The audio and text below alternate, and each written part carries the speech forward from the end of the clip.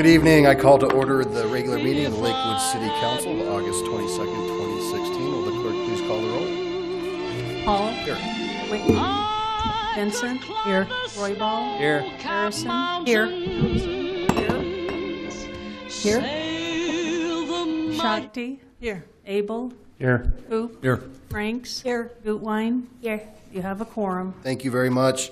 I'd like to welcome those in chambers who've decided to come out, take part in your local government, and also those who might be tuning in at home or checking us out later on the internet. We have a fun meeting, a lot of nice things to celebrate, so this should be a good one. I ask if you do have a cell phone, please put it on silent, and if you would, please rise and join me in the Pledge of Allegiance and stay standing for a moment of silent prayer. Thank you. I pledge allegiance to the flag of the United States of America and to the republic for which it stands, one nation, under God, indivisible, with liberty and justice for all.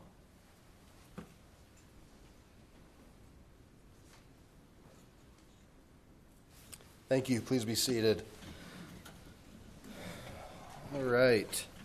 So will the clerk please read item 4? Item 4, presentation, citizen survey results preview. Okay, we have a presentation light tonight, and our Deputy City Manager, Nanette Nealon, will explain that. So, good evening, Mayor and City Council. Tonight, in the spirit of how Council's been asking for information to be delivered to you and give you enough time to look at it, the volume of information that came in our citizen survey was robust, and we thought we would take about a month time for you to receive the document and digest it such that our consultants can come in and give you an overview and you can ask specific questions. At the same time, we made it available to the public. It's on the website. And so today is just the official transmittal of the report to City Council. okay, thank you very much. All right, will the clerk please read item 5? Item 5, presentation, South of 6th Sustainability Neighborhood Certification. All right, and I'd like to welcome down Ms. Madeline Keating, our Sustainable Neighborhoods intern. Good evening, welcome. Thank you.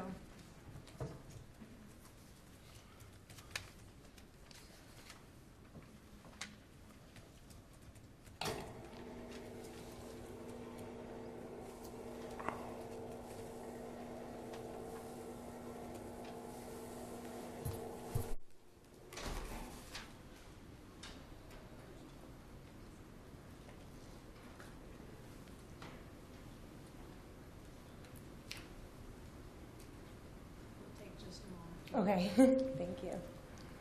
We're warming up.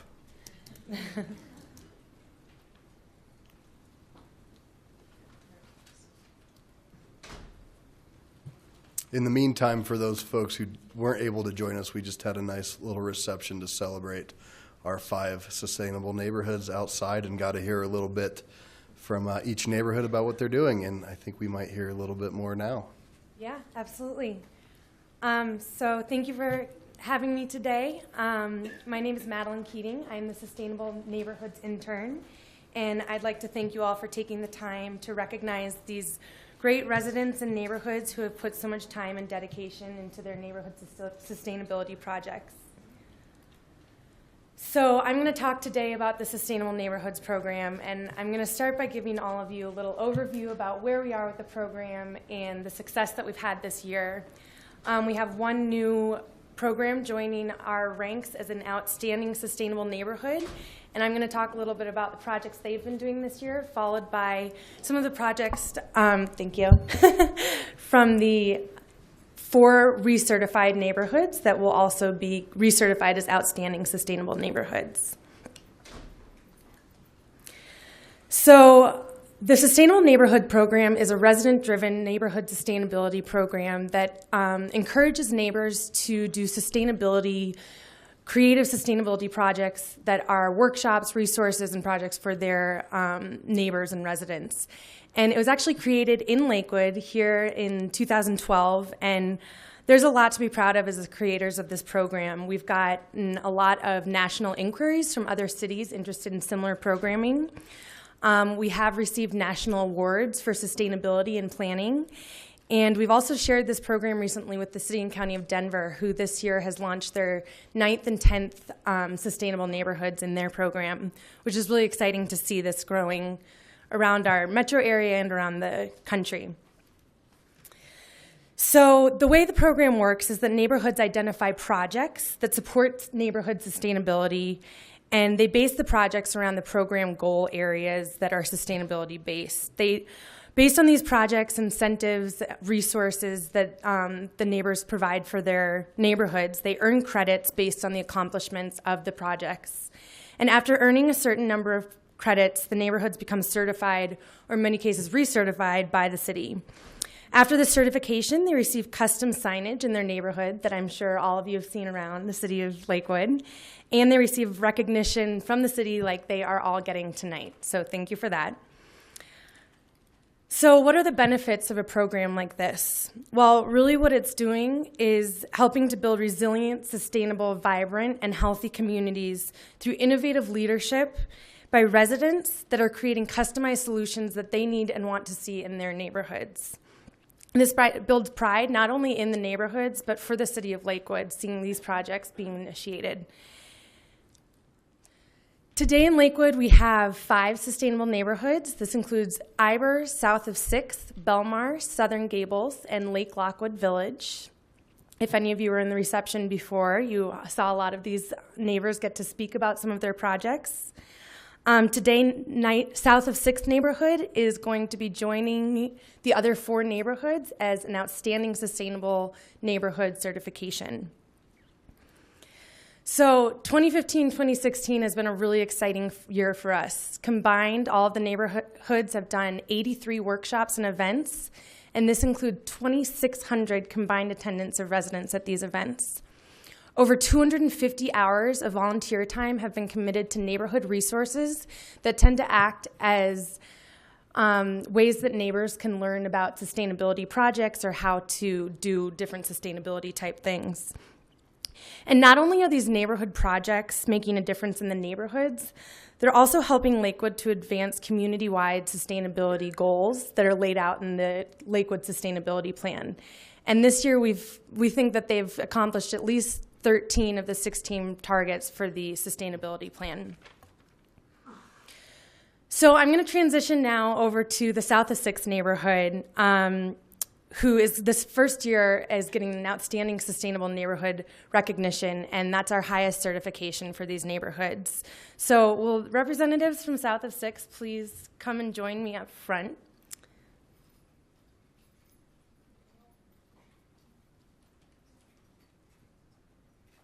You can go. That's perfect.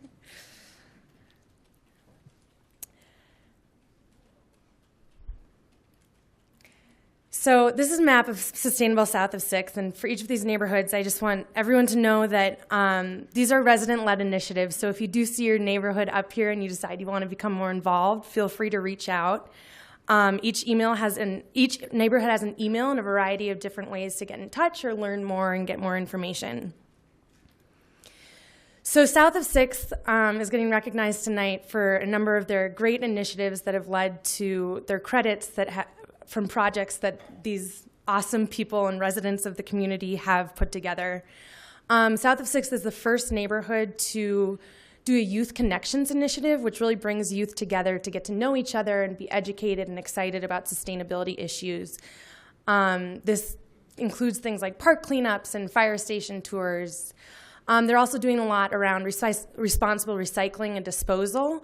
For example, just last night, the neighborhood had their annual neighborhood picnic, which was zero waste, and there was so much interest in eliminating waste. They ended up eliminating about 60 pounds that would have gone to the landfill that instead went to recycling and composting.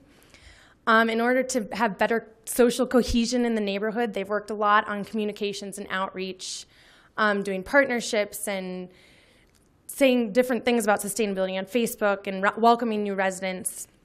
And they've been doing Eat and Learn initiative that really brings residents together to learn more about sustainability issues. So specifically, some of these highlights include, like I said, the annual Zero Waste Picnic. They recently had a solar living workshop at one of their neighbors' homes who has solar panels installed. This year they did a holiday cookie decorating event for their youth that was then donated. All the cookies were, that is. They've done a lot of youth fire station tours and a number of neighborhood celebrations, in addition to a number of other great events. So they got 102 credits to get them to the certification, and this included 17 workshops and special events, and over 300 people in attendance at all of these events, which is really awesome. So congratulations, South of 6. I'd like to invite Mayor Adam Paul and the counselors from Ward 1 to come and join these awesome South of 6 residents for a photo, and we have a little presentation for you that is a mock-up sign of the signage that you will be getting in your neighborhood. It is going to be installed later this year, and so here we go.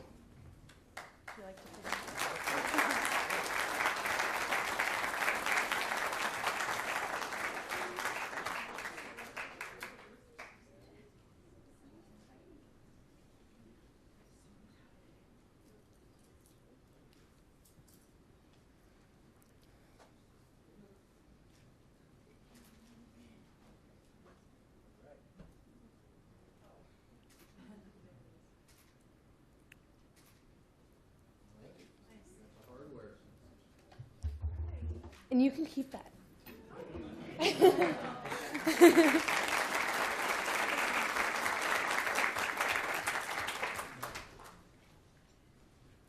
Thank you, and congratulations, South of 6.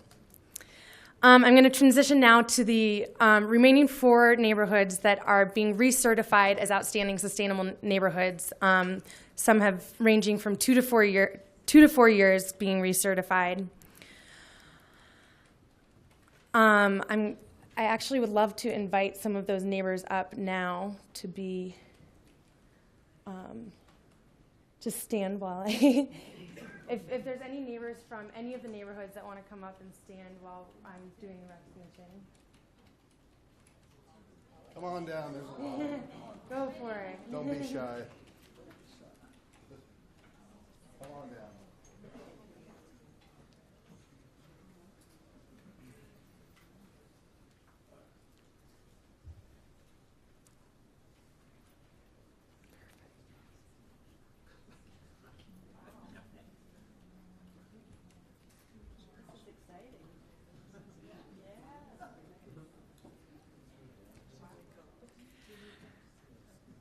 All right, so I'm going to start with Iber. Iber was one of our first neighborhoods to be certified, and they were certified for the first time in 2013 and are being recertified for the 4th time this year.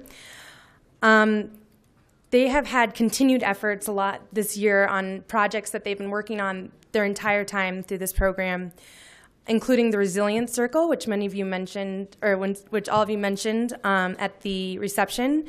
These resilience circles are potlucks with rotating topics and sustainability speakers to inform residents about sustainability issues. And ongoing work on the Be Safe initiative, which really encourages neighbors not to use pesticides that might be harmful to pollinators, and instead encourages them to plant species that are helpful for pollinators. And you'll see more of these signs around town. They've put up about 150 so far, and we're hoping to put some signs on bus stops around town as well. So this is actually what the signs look like. This year, Iber has done 136 credits to get their certification, with also 17 workshops and special events and 130 plus Resilience Circle attendees over their monthly Resilience circles. So congratulations, Iber.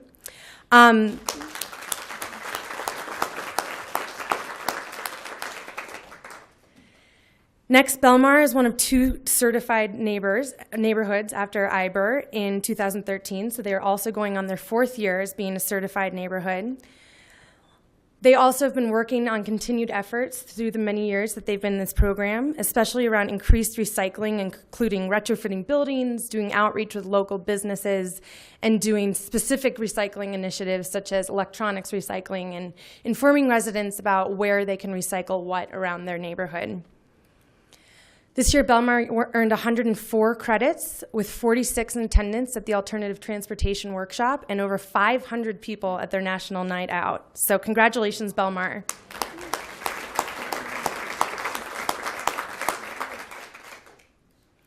Next, I'd like to recognize Sustainable Southern Gables. Southern Gables was recognized for the first time in 2014, and they're going on their third year as a recertified Outstanding Sustainable Neighborhood.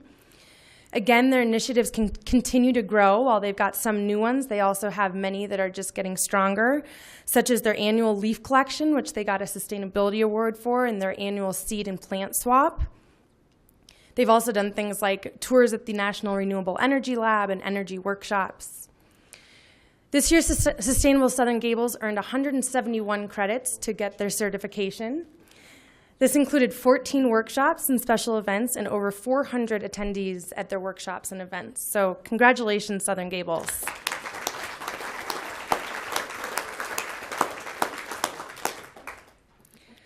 Finally, I'd like to recognize Lake Lockwood Village, which is the only HOA-run organized neighborhood within the program, and they are now going on their second year of recertification after getting certified for the first time last year in 2015.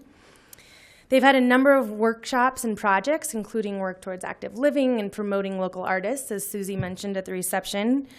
But one of the biggest projects they've been working on this year is a focus on a very large neighborhood-wide improvement to landscape to reduce water use in their neighborhood. And as you can see on this slide, that includes a 20% goal to reduce outdoor water use by 2020. Lake Lockwood Village has earned 98 credits this year with a total of 9 workshops and special events, and so that's great, and congratulations, Lake Lockwood Village.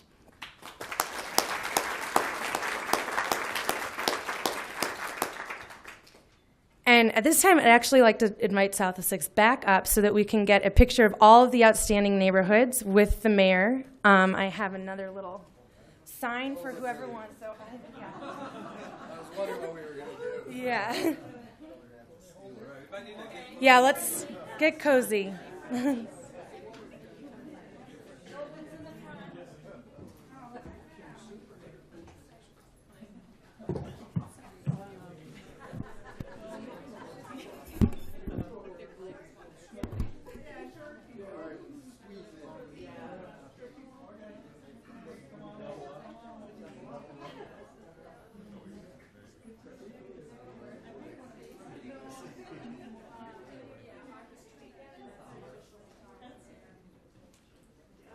Stitch it together later. All right, everybody, here we go. 1, 2, 3. All right, thank you.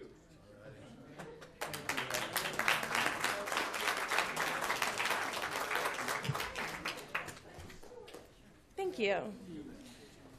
So again, thank you, first of all, for putting up with that photo. It's going to look really good. Also, thank you again to all of the residents involved in this program for your commitment to your neighborhoods, to sustainability, to health and community in the city of Lakewood. And thank you again for this opportunity to present to you today.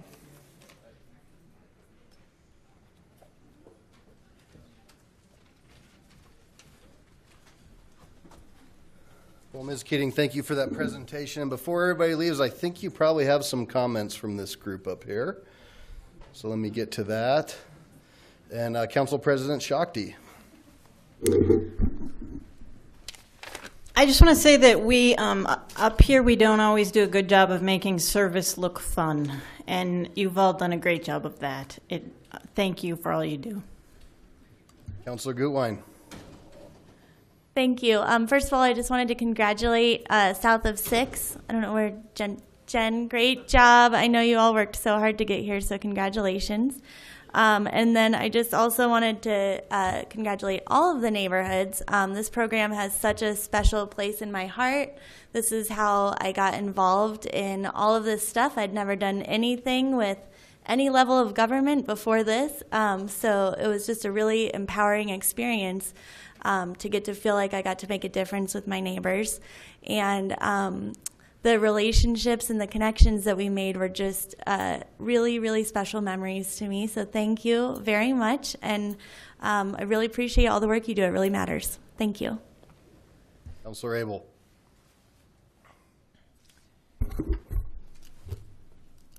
This Sustainable Neighborhood Program is one of the best community building ideas that government has ever come up with. And I think it reminds us that we should all be better stewards of the land. Everything these folks do is makes our planet healthier. Thank you. Councilor Harrison. I just wanted to say a special thank you to Jonathan for all of his brainchild coming to fruition. He really needs that because he did something really special for the city of Lakewood that really put us on the map. And then the other question following Councilor Gutwein's comment, which one of you are going to be running for city council next? Thank you. Mayor Pro Tem Johnson. Thank you, Mayor. I would like to personally congratulate the South of 6th Avenue. I am so proud of you. And of the recipients here tonight, 2 of you are from Ward 1. That hasn't gone unnoticed. You know, the programs that you're doing are meaningful. They're going to make a difference in our next generation here in our city. But really, what is important and what impresses me the most are the people that are on a day-to-day basis giving of your time, your talent, stepping to the table to be present for this community. You are what makes Lakewood Lakewood. Thank you. Thank you. And I'll just echo lastly, I had an opportunity to speak with these folks, but the key to this program is not only making a difference for your community, but it's getting together and knowing your neighbor and building the community. And that has been so special. We heard it over and over tonight about how getting out, meeting folks, having an exchange of ideas has been so healthy. And that's what this program is all about. So thank you all. And you're more than welcome to stay or just go have a good evening. Your options.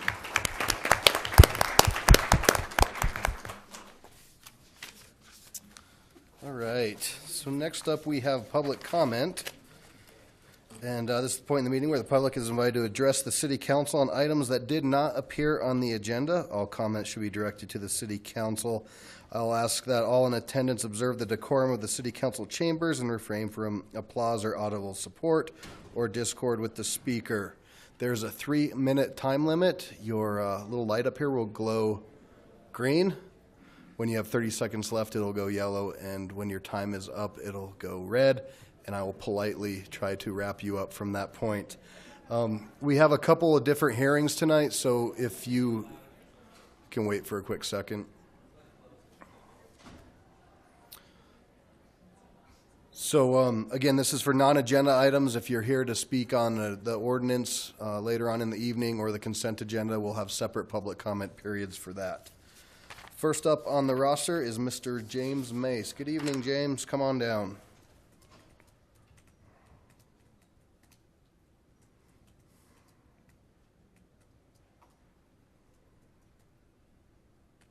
Give me a moment, Mayor, please. Yeah, take your time.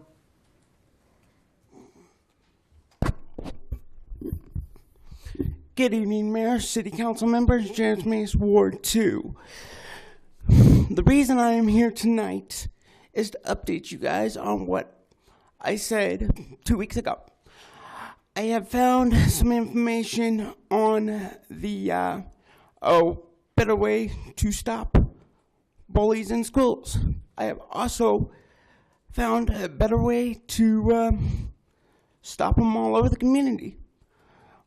I have been talking to people, and I am really hoping that I can put a video together on how to do this. I do have the ARC of Jefferson Clear Creek in Gilpin County is working with me on this. But the issue is that I'm running into is getting the information.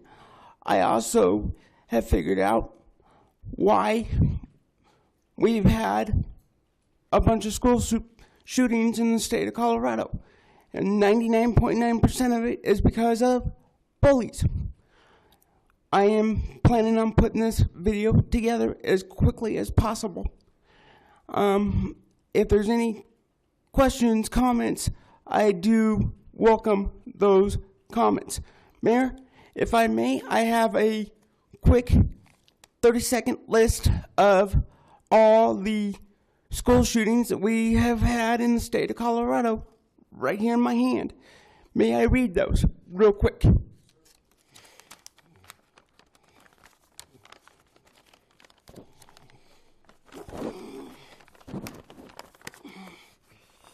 Okay.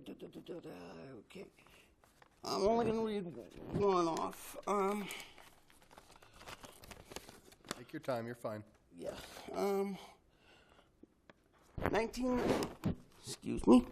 1999, it looks like on the record we have had 20 in the state of Colorado. Now, I don't know how accurate that is, but I'm also going to bring back memory of what happened at Columbine in 1999. We need to better things. Instead of responding after a tragedy, we should all respond before a tragedy happens. So, I'm just letting you guys know that that is my goal. That is what I'm going to do. And I would really appreciate it if, I will be back to you guys in about 2 weeks with a full overview on the plan. Thank you. Thank you, sir. Next up, I have Lynn Wertersky. Very good. Hi, good evening.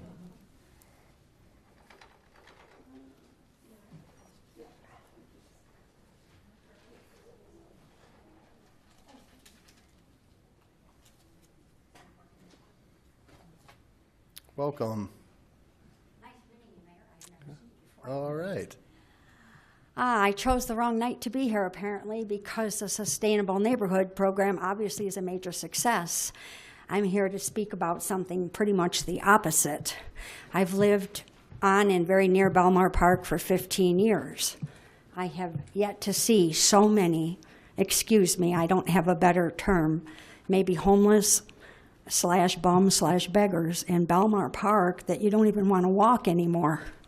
There's clothes hanging on the trees, there's blankets swung from the bushes, there's hammocks. I mean, it's just not a good environment in my opinion. You can't go to the Swedish Medical Center here on the corner, or Wadsworth and Alameda. King Soopers, they're sitting out front. And I would just hope that there was something collectively, constructively, underline constructively, that could be done to, this is really, my opinion only, is that the light rail, you can get on without a ticket quite easily. It's a random check. You don't have to go through a gate or anything. And I think it's really attracting a lot of people that maybe otherwise would be better contained in some kind of a structure or whatever, but they're sleeping in the gazebos. You call the police, and the police say they're not breaking the law, so there's nothing you can do. But I hate to see I love Lakewood. I've been here 15 years. I've traveled the world. There's no place I'd rather be. But I'm discouraged by the amount of the last year. And I've never spoken here before, so obviously to me it's a big issue. I thank you. Yeah, thank you. Thank you for coming out. And we'll circle back after public comment. I have a couple things. Next up, Scott Redmond.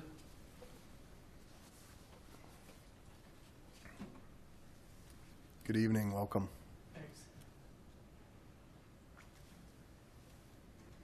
I was here a couple months ago, and my issue is the noise and the speed on Morrison Road at Bear Creek. And pretty much all over Lakewood, the noise of the motorcycles, all the traffic, the aggressive driving. I was here, like I said, about 2 months ago, and I did get an immediate response. I thank for that. The commander of traffic, I think his name is Riddell, called me, and also Jay Hudson's called me. And that weekend was the best weekend all my neighbors complimented for 20 years. There were people being pulled, just their presence Everybody, I didn't know 55 was so slow. The noise, you could actually sit on your patio, but it is living at the corner at that stoplight is a staging light. It's against the law to accelerate that way. That's what they tell me. The exhaust systems are illegal. That's noise pollution. We make people get exhaust permits for licenses, but every one of these, the EPA makes a manufacturer's stamp for authorized exhaust systems, and then they go out and change it. They shouldn't be on the road. And to find out, we don't have traffic patrol on weekends. I did not know that. To me, that's when especially on Morrison, coming out of the town of Morrison and all the speeding, that's when most of your DUIs and your aggressive driving is. We have no police presence. They pulled a kid over doing 83 miles an hour. I think he didn't have a license and plates or something. I went and talked to the officer. And I was amazed that, if you're driving illegally, you're not going to do 83. But even my kids say, everybody knows there's no cops on this road. Jay Hutchinson, the one thing I'm running into a problem with Lakewood and CDOT is, yeah, we have a problem, but we have no money. It's up to you to do something, Scott. So if I want to build a retaining wall or a berm, it's going to be the Scott wall. My HOA is trying to work with something, but for some reason there's no money in the budget to take care of the existing, and I saw the sustainability thing. Boy, this would work in great because noise pollution, not just in my neighborhood, throughout Lakewood with these vehicles. I work for CenturyLink, so I drive all of Lakewood. I see it nonstop from 8 in the morning till 4:30 at night. Aggressive driving, loud driving. It's sad to say. Denver has ordinances for the decibel levels. They got fed up with it. I think Lakewood could do something about that, and I don't know where to turn. I'm turning to you guys because this is where my tax dollar goes. I need some help. I'd like to make a law. I'd like to lower the speed limit on Morrison, if possible.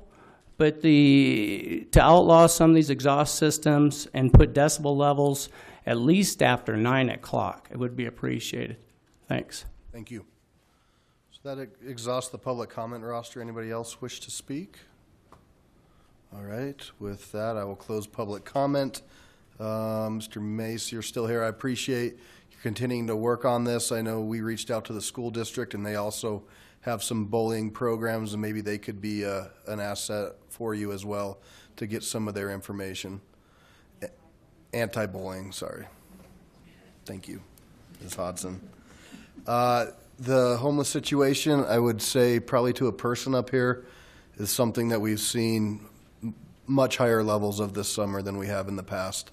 And it's something that's not just a Lakewood solution, it's something that's a regional solution. And there are conversations going on. The best thing that we can start to do now is notify us, let us know so we can start keeping track, so we can start looking at these numbers. We had a call come in today. I'm not quite sure if we have a loitering ordinance. I don't think that we do unless you're underage. So that's something that the council could look at as well. But these are conversations that we're going to continue to have and continue to look for solutions throughout the region. So appreciate you letting us know, and it's definitely unfortunate, and we're seeing a lot more of it. And Mr. Redmond, you have our attention. Our deputy city manager, we will get back with you. You know, there's a lot of areas that would like to see sound walls, 6th Avenue, different areas, and ironically, sometimes a sound wall just kicks the sound to the neighborhood or the block next door. So I'm not sure exactly where we are on the sound wall. I've seen some correspondence, but definitely enforcement is something that we can take a look at, step up. We do have an ordinance on noise levels. It's just hard to prove those sort of things with decibels, but maybe that's something else. But I think that we can continue to look at enforcement, find out if we do indeed not have traffic out on the weekends. That was surprising. I'm not sure if that's the case either, but this is where you should come, and we will keep trying to work on it. Okay? All right. Next up is the consent agenda. The use of the consent agenda has been made to expedite council action. It contains both resolutions and first reading ordinances. Resolutions are items of routine nature. Members of the public will have an opportunity in a moment to comment on any of the proposed resolutions. First reading ordinances appear on the agenda only for the purpose of setting future public hearing dates and ordering the newspaper publication of the proposed ordinance. No public comment will be heard this evening on first reading ordinances. The public will have the opportunity to comment on the proposed ordinances during the scheduled public hearings on the dates set tonight by the City Council. Any council member may request any item on the consent agenda be removed for separate discussion and action under general business. Will the clerk please read the consent agenda into the record? The consent agenda consists of items 7 through 12 inclusive. Item 7, Resolution 2016-35, appointing Lakewood's initial members of the Rooney Valley Zoning Commission in accordance with the 2016 intergovernmental agreement with the town of Morrison. Item 8, Resolution 2016-63, authorizing the adoption of the First Amendment to the City of Lakewood amended and restated Deferred Compensation Plan and Trust Agreement. Item 9, Resolution 2016-37, authorizing the adoption of the 8th Amendment to the amended and restated Lakewood Money Purchase Pension Plan and Trust Agreement. Item 10, Resolution 2016-38, approving a contract between the City of Lakewood and Anton Collins Mitchell LLP to conduct the annual financial statement audit for the City of Lakewood. Item 11, Ordinance 2016-12, declaring the intent of the City of Lakewood to acquire interest in property for public purposes for the construction of a multi-use path along the west side of Sheridan Boulevard and authorizing negotiations with property owners, acceptance of conveyance instruments, and condemnation of real property interest, subject to further council approval. And item 12, approving the minutes of the regular City Council meeting of April 25th, 2016. Thank you very much. Mr. Cox. Just very quickly, Mr. Mayor, for the sake of completeness, I think the second item, Margie, the number of the resolution, could you repeat that one, please? Resolution 2016-36. Yes, thank you. I think there was a mix-up with the number on that one. Thanks. All right, I will now open the public comment period on any of the mentioned resolutions. Nobody has signed up to speak. Anybody in chambers wish to speak? With that, I'll close public comment and ask for a motion. Mayor Paul, I move for approval of the council minutes, order all ordinances introduced on first reading to be published in the Denver Post with public hearing set for the date included in the ordinance, and for adoption of resolutions, all of which are included in the consent agenda items introduced into the record by the city clerk. Second. All right, there's a motion and a second. Any questions from the council? Any comments? Seeing none, please cast your vote. And the consent agenda passes 11 ayes, 0 nays.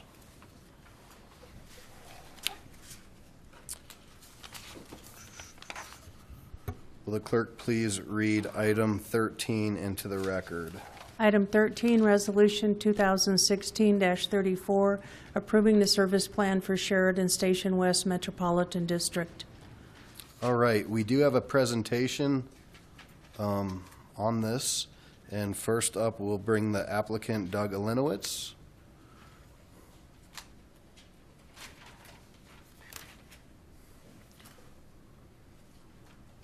Good evening, welcome.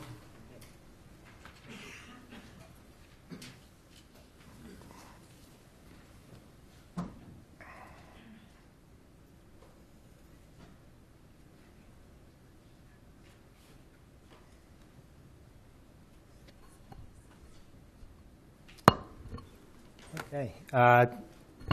Good evening, and thank you all for having us attend here this evening and the opportunity to speak before you. I have been in front of council several times this past year working on the project. This is a continuation of it, but for a little bit of background and memory jogging, just given all the matters that come before you. My name is Doug Alenowitz. I'm a principal with a company called Trailbreak Partners. We are based here in the Denver metro area and focus on sustainable urban infill redevelopment. today we're here talking about development around the Sheridan Light Rail Station. As I was listening this evening, one of the things that popped into my head was when we were here for the rezone that I'll touch on in a few moments from back in April, I believe it was the Lakewood Sustainability Awards night. And I commented when we got up to talk about it because underneath all of this complexity and things that we've been working through really is the heart of the matter, is trying to focus on sustainable, thoughtful redevelopment, density in the right places, use of resources in a compelling way. And so I found it interesting that here we were again with a big sustainability kickoff, and I commend Lakewood on doing that and hope that continues. I'm joined by two partners in the project. Paul Malone is partner and president of a home building company called Dirk Homes, and Scott Watkins with TOD Properties, who owns property in the neighborhood and has been working on this for some time. So why are we here? Today's purpose is a little bit different than the last time I was in front of you. Again, this is a focus on how to activate thoughtful development around the Sheridan Station area. And specifically today, the ask is for approval of a service plan to allow district organization. And it's a metropolitan district, and there's three kind of key reasons that we're really interested in it. One is to assist in the efficient financing of public infrastructure. The second reason is for the perpetual operation and maintenance of that public infrastructure that there's no other vehicle for to maintain it. And then the third is it can serve a very important function in covenant enforcement. Specifically, the area that we're talking about is in the yellow box there. It's bound between 10th Avenue, West 10th Avenue and West 11th Avenue, hundreds of feet from the platform, and just across the border there in Lakewood, border from Denver. So a little bit of background. The city, through various different studies and instruments that were ultimately adopted by council, identified the Sheridan Station area and the TOD as critical to long-range planning and economic goals of the city. That was a determination that was made long before I got involved here in trying to figure out how do you take these ideas and then make them a reality. Those same documents identified that the lack of public infrastructure in this area is a significant impediment to the development outcomes that the city was seeking and the residents were seeking. Over the last 18 months, we've been working in a collaborative manner, we believe, to try to pick up on those planning documents, talk with community about them, and understand what a vision would be for a walkable transit residential neighborhood. And one of the things we've really been focused on is providing accessibly priced for sale housing. That's what we're trying to do in this specific location. In 2015, we submitted our first concept plan to the planning department, and included in that were two concepts that were very important. One was the notion of right zoning, which is what we were in front of council talking about several months ago. And thank you for your support in that. And the second piece of it was the Metropolitan District, acknowledging that it was already known out there that this lack of infrastructure was going to be a challenge that needed to be thoughtfully addressed. The city's response to that pre-planning application acknowledged support, subject to going through the work that we've continued to do in good faith. One, the importance of the rezone, and two, the importance of a metropolitan district as a tool to be able to address some of these issues. In April 2016, you guys were kind enough to support us in our vision in the community with the approval of the rezone for this area, the right zone, and we thank you for that. And so today, what we're really here to talk about is the next step in realizing this vision, and that is the Metropolitan District as a tool to effectuate these outcomes. The area that we're talking about, that was the big yellow box there, breaking it down into smaller pieces. The initial district boundary, the piece that we're most immediately talking about is 5 acres in that box that's colored green. That's the initial district boundary. Right now we have a plan that we've been going through that's 135, 136 for sale, accessibly priced homes townhomes, a handful of single-family and duplex mixed in with it. It's not a fully baked cake, but that's the direction that we've been working very well with the city and others to go down the path. The box, you'll note, is bigger, and that is enabling. That is a future inclusion area. It could provide for an additional 5.5 acres in there. And what that does is only when a property owner 100% wants to become involved in the district, they opt into it. And so that's what that inclusion area is. It's to contemplate the future. And as an example, we currently are under contract on other properties in that area, in the shaded in white, and when those are purchased, we would be thinking about including those in, again, to be able to provide the necessary support resources for development in that location. So a district is necessary because the Sheridan Station West Metropolitan District, it needs to be competitive from a development standpoint.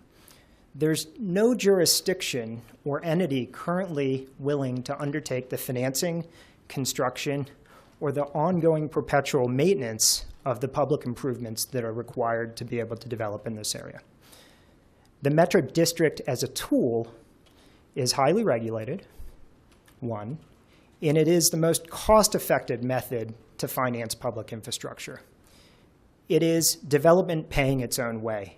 It generates independent revenues for the users of the benefit. The folks that directly benefit from these improvements are the ones that pay the way.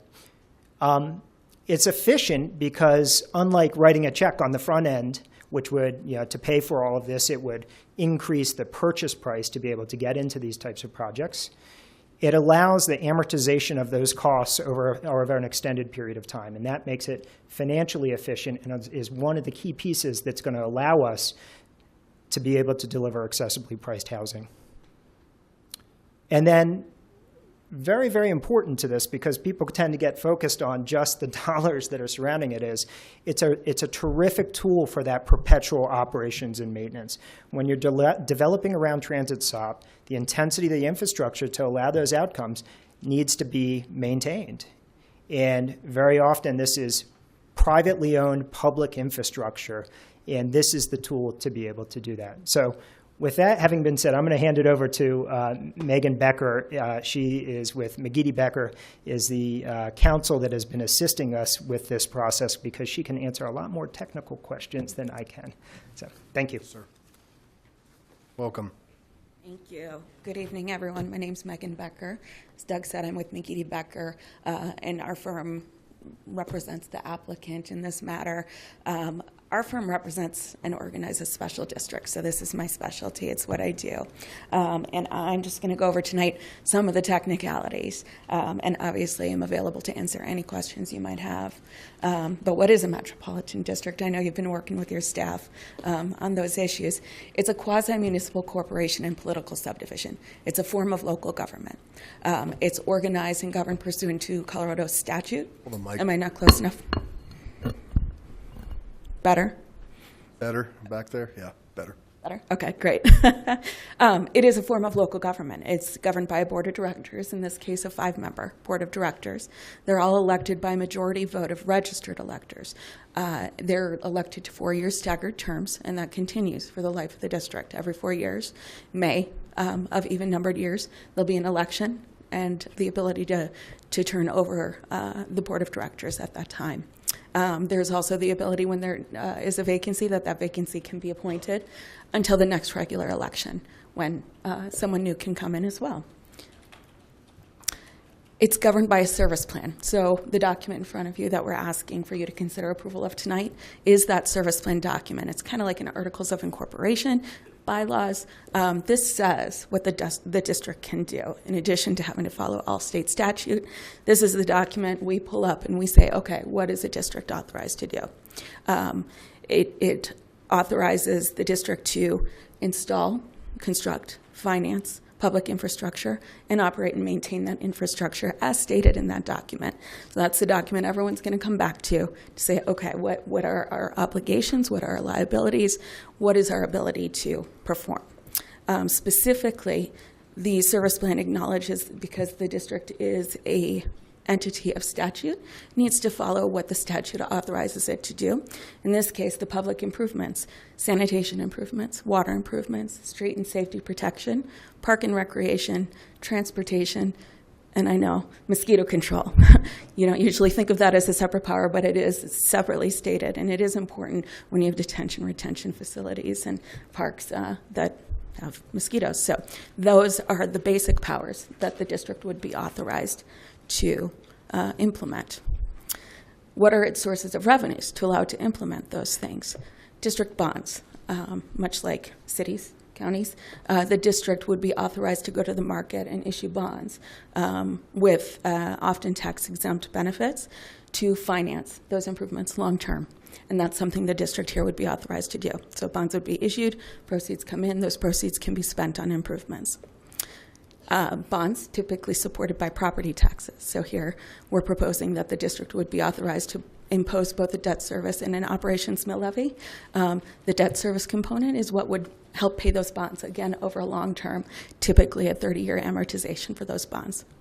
Also, as a local government, the district has the right to receive specific ownership taxes. As I'm sure you all know, that's the component that's associated with the vehicle purchase. Since the district is a local government that gets divided based upon assessed value amongst all local governments, the district does receive a portion of that as a component of its mill levy as well. That often gets pledged to the bonds as well, the debt service component. Finally, district fees. The districts are authorized to impose fees, both of a capital nature and for operations and maintenance.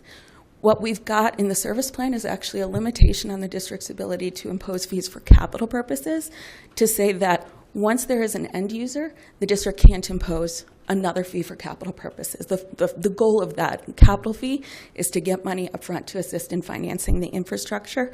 After that, we don't want residents to have to deal with an additional fee once they're living in their homes.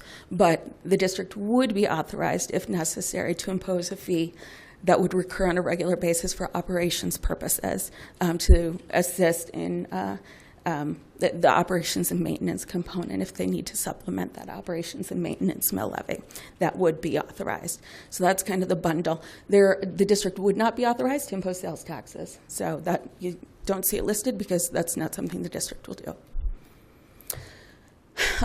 A lot of questions we get is, what are the protections here? Like, how do we know that the district, what are the parameters of what a district can do? People that have been around a while, we know that we've seen some difficulties with metropolitan districts in the past. There have been a lot of protections that have been put in place since then. So anything that applies to local governments applies to these districts. So all of the open meetings laws relative to notice and holding meetings and being open to the public, that all applies to us. The Open Records Act, again, if we get CORA requests, those types of things, all of those things apply to the district. Everything the district does, open to the public, just like you guys.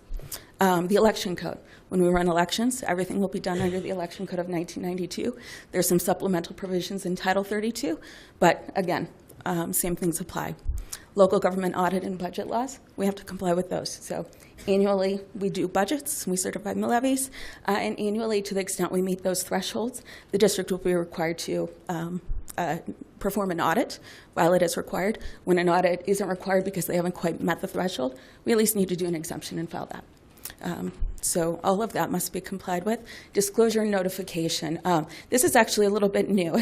I'm sure you're all familiar with the disclosure requirements in purchase and sale agreements. It's like a paragraph of bolding caps, and you're in a special district, and it really doesn't help. So over the last several years, there have been new requirements relative to actually recording a notice on all property within the district, so that not only you're going to see it in your purchase and sale agreement, but there's a separate notice that we have to record on all property that says, no, really, you're in a district, here's what it's called, here's what it can do, here's its debt limits, here's its mill levy limits, here's the fees, and here's who you can call when you have a question. So that gets recorded against the property, so anyone coming in will get that as a part of their title work. In addition to that, because of all the filing requirements, you can go to the Division of Local Government, you can go to the State Auditor's Office, but that's a good, you're buying property, get the title work, that will show up.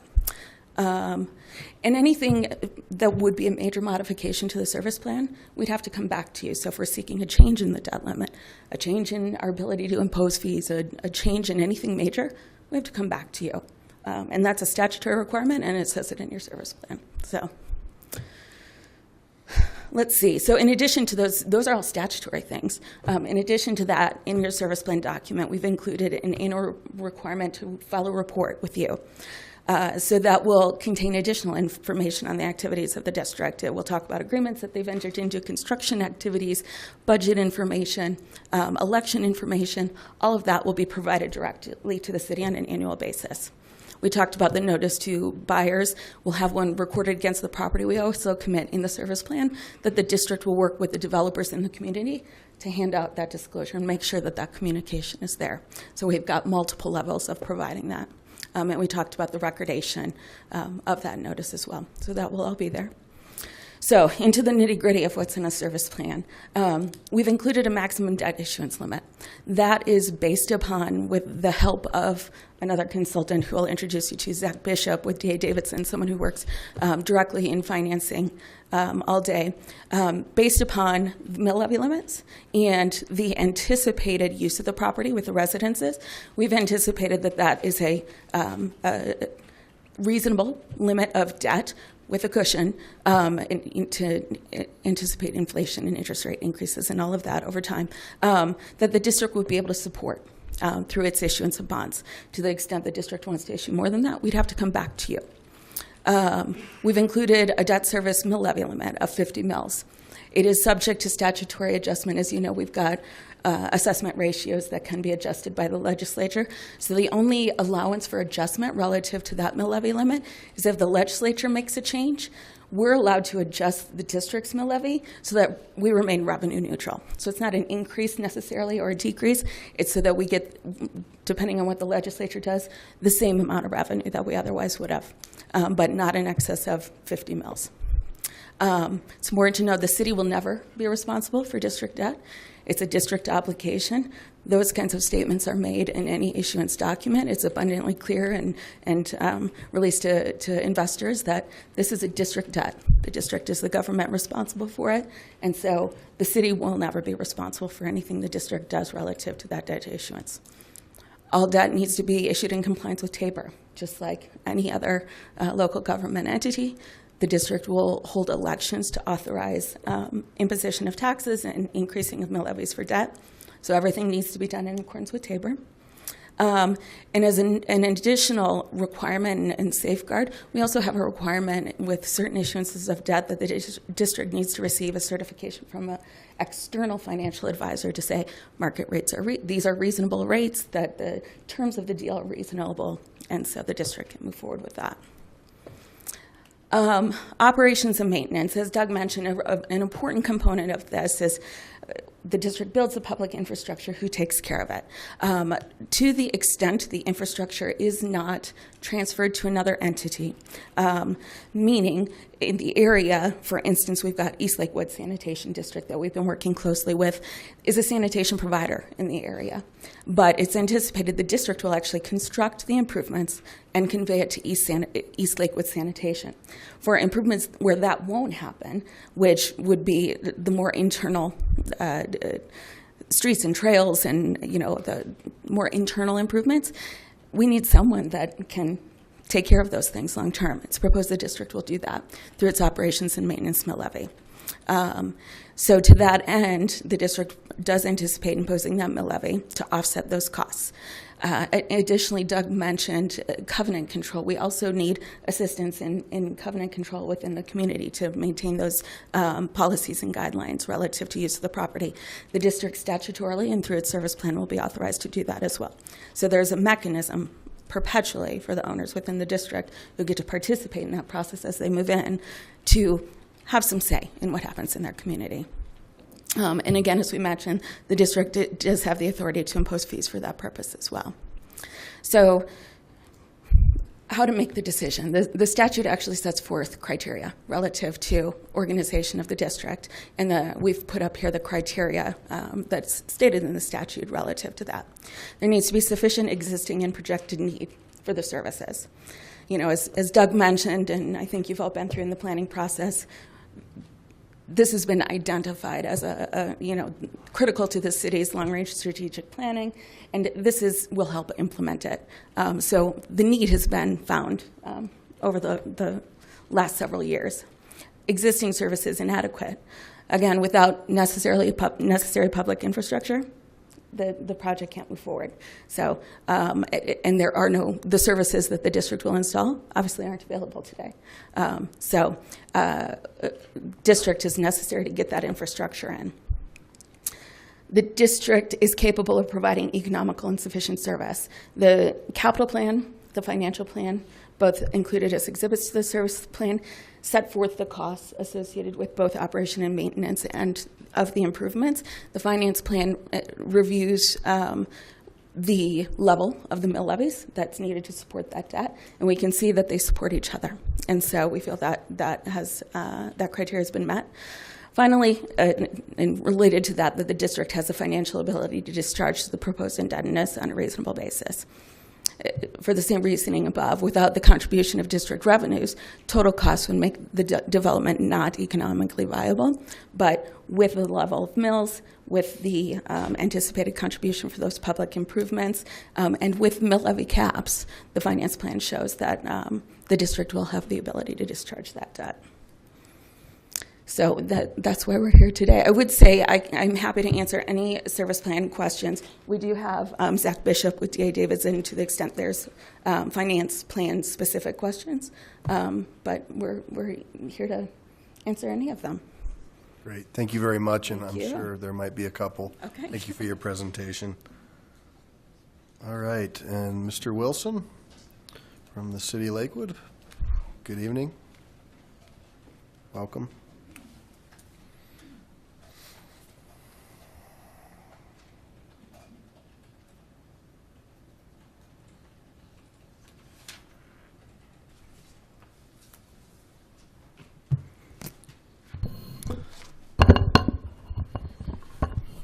Good evening, Mayor Paul and members of the Lakewood City Council. My name is Stephen Wilson. I'm a staff planner with the City of Lakewood, and I'm here this evening to present a staff report for the Sheridan Station West Metropolitan District. It's case PL 16001. As you heard from the applicant, the request is to approve the service plan, which will allow the applicant and his partners, Doug Alenowitz with TBP Sheridan LLC, to pursue the formation of a metropolitan district. And as Ms. Becker described in more detail, a metropolitan district is a type of Title 32 special district. It provides two or more services that are allowed to be provided by special districts, and it's an entity that can be used to fund a wide range of infrastructure improvements. There are existing metropolitan districts in the city of Lakewood. Examples include Denver West, Indiana Valley, Lena Gulch, Fossil Ridge, and the Plaza, which is at Belmar. The broader category are special districts, and those exist in the city of Lakewood as well, including West Metro Fire Protection District and approximately 25 water and sewer districts. Also, in comparison, there are metropolitan districts in other municipalities. So staff did an analysis of the Colorado Information Marketplace data. And up on the screen there, you see a comparison to other municipalities. And I'll just pick a couple of them out. So as you can see, in Arvada, they have 14 metropolitan districts. And those are similar to what's being proposed tonight. Denver, a bigger municipality, has 33. Lakewood has 12, which is an adjustment based on analysis of this data. And then Littleton has 6. The map in the corner shows the metropolitan districts spread out throughout the Front Range. So, you may have the question, why use metropolitan districts? And I'll be quick because this was partially covered in the applicant's presentation. But it generates an independent source of revenue to finance the cost of constructing, owning, and maintaining public improvements. It enables communities to address local infrastructure needs while allocating the cost to those who directly benefit. And it can provide an opportunity for perpetual operation and maintenance of public improvements. The service plan, which is what you're considering tonight, is the document that establishes and limits the purpose of the Metropolitan District as well as its financial constraints. And it's the document that must have City Council approval before a district can proceed to an organizational election. Metropolitan districts have some municipal oversight. So at the time of service plan review, which is tonight, cities can limit activities, limit borrowing, or limit maximum tax rate. Once formed, special districts function as independent quasi-governmental entities. However, cities can require annual reports, which was mentioned by the applicant, review of financial information every 5 years, and then also as mentioned by the applicant, the city approval is required when there are major modifications to service plans. And major modifications are listed through example in the Colorado Revised Statutes. Also, as you saw in the applicant's presentation, there's an initial district boundary area and then an inclusion area. And I did want to add that there was a pre-planning application by the applicant. And I wanted to show this. We're not here tonight to review this application or to review the site plan, but I did want to give an indication of what was submitted with the pre-planning application. And the things that are significant about this is the connection of Depew Street, that would be a public street, a series of internal streets, and then the infrastructure that would be required for that phase one. And in this phase one proposal, it was for sale fee simple lot townhomes. So based on the applicant's submittal, the service plan was referred to separate divisions within the city, and review was conducted by staff. The review process included a series of questions and comments that resulted in minor revisions to the service plan. And the final service plan was included with your packet that was sent to you a couple weeks ago. The Lakewood Public Works has confirmed that the public improvements are necessary. The extent of the improvements is typical and the plan is reasonable. The Lakewood Finance Department has determined that the proposed financial plan is fair and reasonable. And the city attorney has found that the applicant is following the process that's defined in the Colorado Revised Statutes. Planning staff has determined that the request is supported by both the comprehensive plan and the Sheridan Station 20-minute neighborhood plan. There are no zoning ordinances that apply to metropolitan districts. And then as you saw earlier in the applicant's presentation, they provided information on the mill levy cap, the debt, maximum debt or debt cap, notice to buyers, and then also reporting to the city. So also you saw summarized, and I have it condensed a little bit more, but there are specific review criteria that come from the Colorado Revised Statutes. So the first is that there's existing need for service in the area. The second review criteria is that there's existing service, that the existing service in the area is inadequate. And third, that the proposed district is capable of providing economical and sufficient service. And then fourth, that the area and the proposed metropolitan district has the financial ability to discharge the proposed debt. So staff findings are that the service plan contains the items that are required by the Colorado Revised Statutes. Allowing the formation of a metropolitan district will further the city's goals of fostering a catalytic project near the Sheridan Station. And there is sufficient existing and projected need for organized service in the area. And the existing services in the district's area are inadequate for present and projected needs.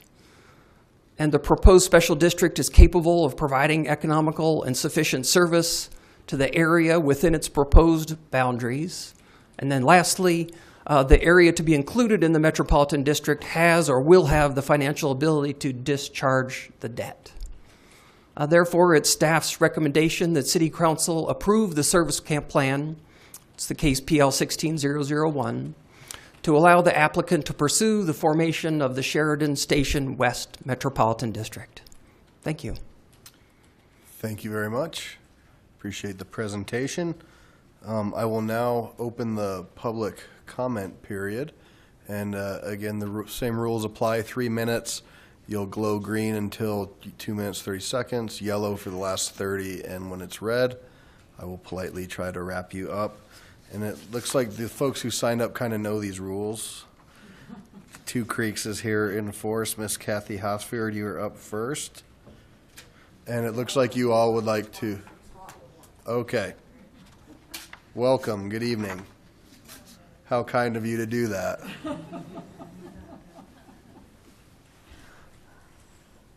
Mayor, City Council, we're appearing, the four of us are appearing at one time so that we can say it once, not 4 times, and bore you. I'm Kathy Hosford. I am a board member to the Two Creeks Neighborhood Organization and a resident of the neighborhood. Maddie Nichols. I'm a co-chair of the Two Creeks neighborhood, and I live at 5800 West 8th Avenue in the neighborhood.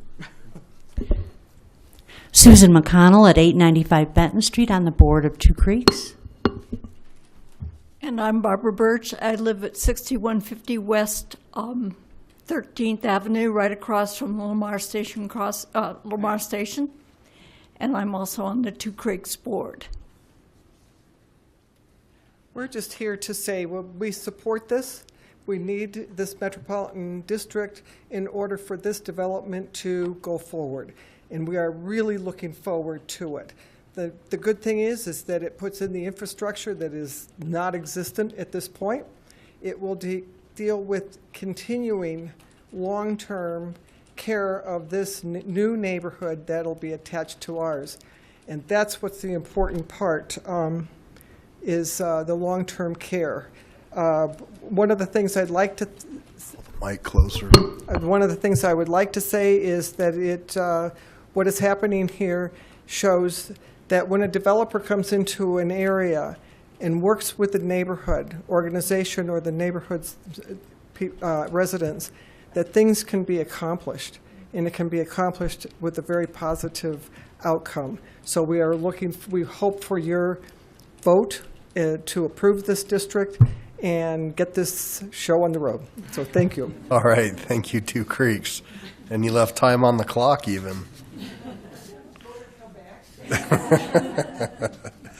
All right. Anybody else in chambers wish to speak? Mr. Marino, come on down. Good evening. Welcome.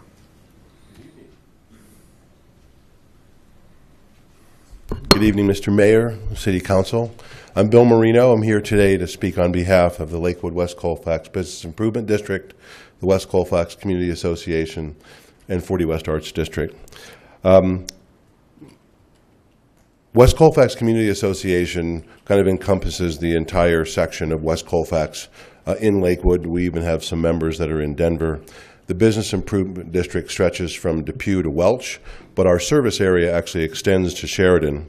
And then, as you know, 40 West Arts is a subset of all that, right in the core of the district. And by the way, thank you so much for your support for West Colfax Mural Fest.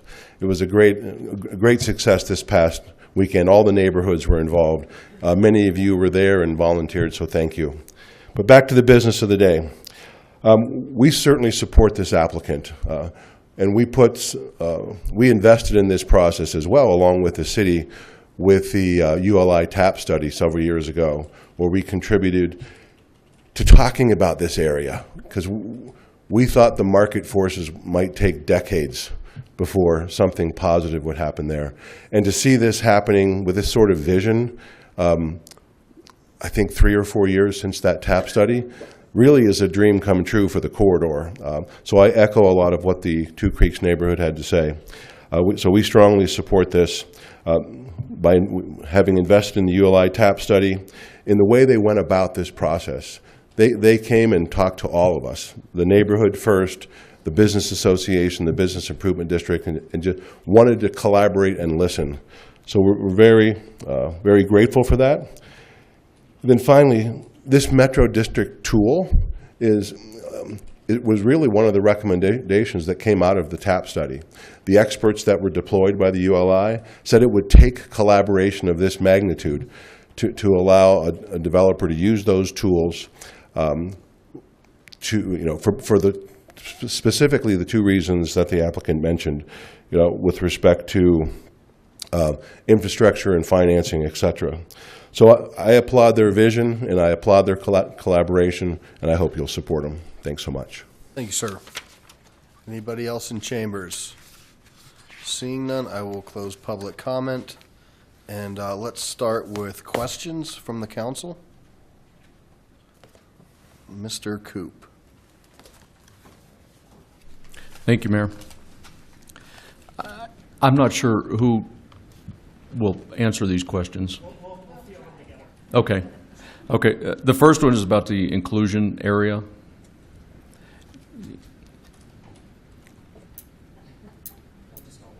Okay. Come on down.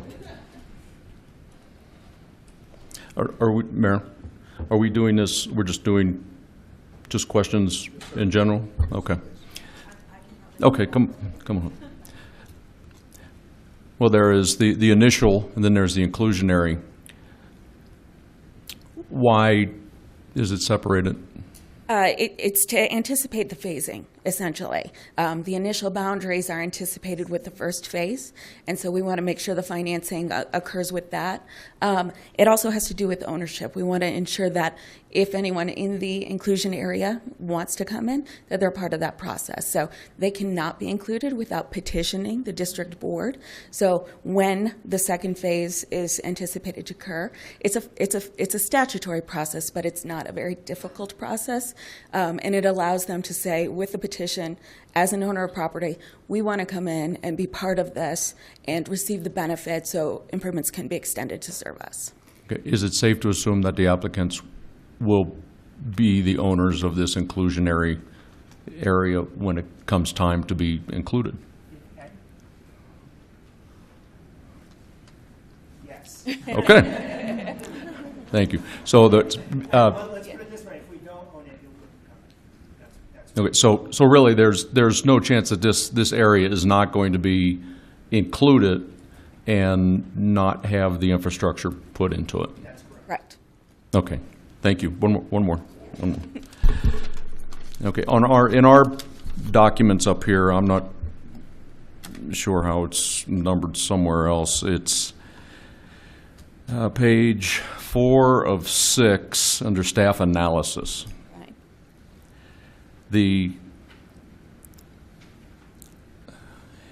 There is some wording here, which, of course, now that I need it, I can't find it.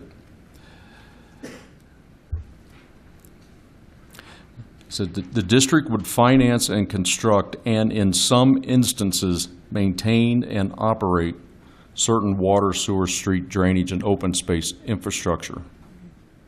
Can you explain that to me in some cases? Because that makes it sound like, hey, the city's going to have to pay for this somewhere down the road. Yeah, no, that's not the intent of that language. The intent of that language is what I mentioned in the presentation. There's certain of the improvements, like the sanitation improvements, that the district will finance and construct, but ultimately give to other entities that accept them. So the example I used was East Lakewood. We anticipate the district will enter into an agreement with East Lakewood where the district will finance and construct in accordance with their rules and regulations and policies, and the district will finance, but will ultimately transfer those improvements for perpetual maintenance to East Lakewood. So in certain circumstances, that applies. The district will not be maintaining the improvements it otherwise transfers. That's all that's intended to address. But they will be paying for. They will be paying. The debt service mill levy and the bonds issued will still support the financing and construction of that. And the residents of the district will be paying whatever the applicable fees are of those entities. So yes, it's incorporated as a part of the overall provision of those improvements. Okay, anywhere in any of these listed, is the city of Lakewood at the end of that? Are they going to be? Doug, I might ask you to. I think to the only example that I'm aware of currently. Okay, can you go ahead and speak into the microphone? Actually, I think it's on here.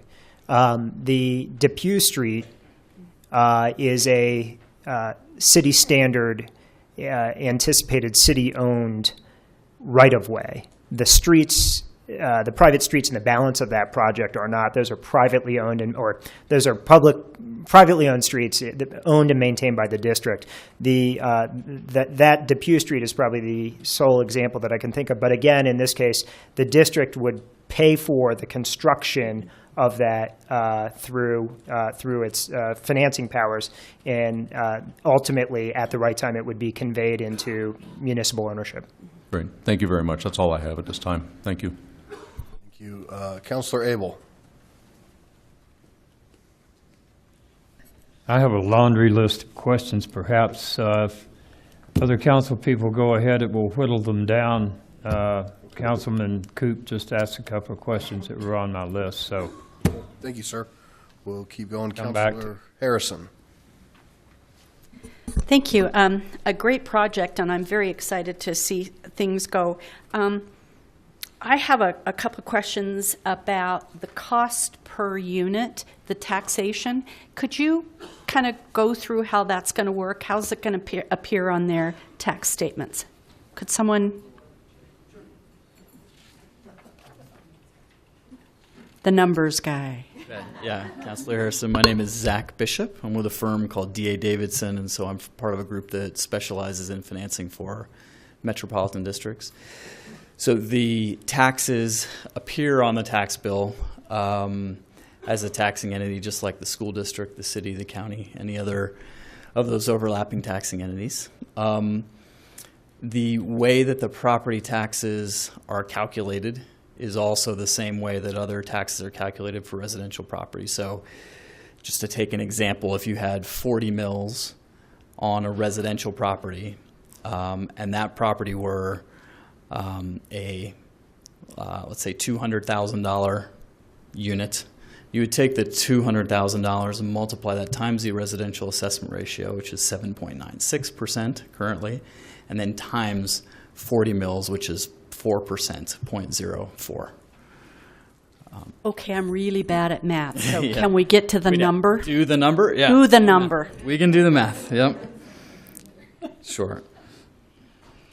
I realize that's a low unit price, but it just by And I would way- assume these might be a little bit more than 200,000? Yeah. So Yeah. what, 3, 4 is The that average kinda- unit price, I think, is 3. I was somewhat anticipating this question, so thought you might. I'm not quite as quick as he is with it, but I did try to look at that previously. With the proposed combined mill levy between capital and O&M, the capital at 40 and the O&M at 20, we're estimating, and the exercise I ran was $265 a square foot. So in the case of a townhome, as an example, a $344,000 townhome, let's say, as an example, that would be $137 a month. By way of comparison, it's quite common for HOAs and other, vehicles around here to be well in excess of those kinds of dollars. Okay, thank you. May I keep going down my dollar list here? Yeah, I think, stay up here. I've heard horror stories about districts, and one of the issues that I am very concerned about is what happens if the money doesn't, the units don't sell, and we're waiting. What happens then? Who's on the hook? Yeah, absolutely. So in the early 90s, as Megan mentioned, there were some pretty significant changes to the statutes to protect two different groups of people. One are the homeowners within the district that in some cases prior to the early 90s were exposed to very high levels of taxation because of just what you mentioned. You'd have a 1,000-unit subdivision where 100 homes were developed, and so they had 10 times the tax burden that they were expecting.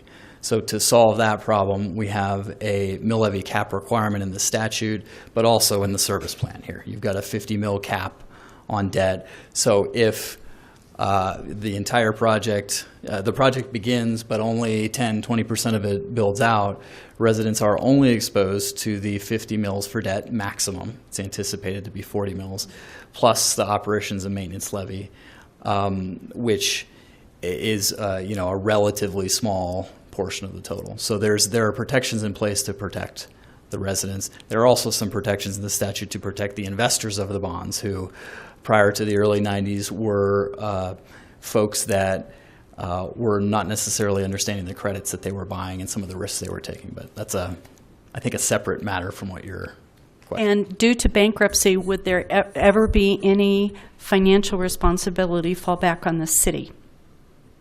No. I mean, the short answer is no. Okay.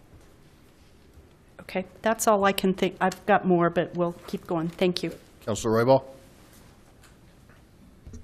Thank you, Mayor. I'm going to give you a few questions, and then I'll kind of reserve my other questions down the road to give the other councilors some more time to ask their questions.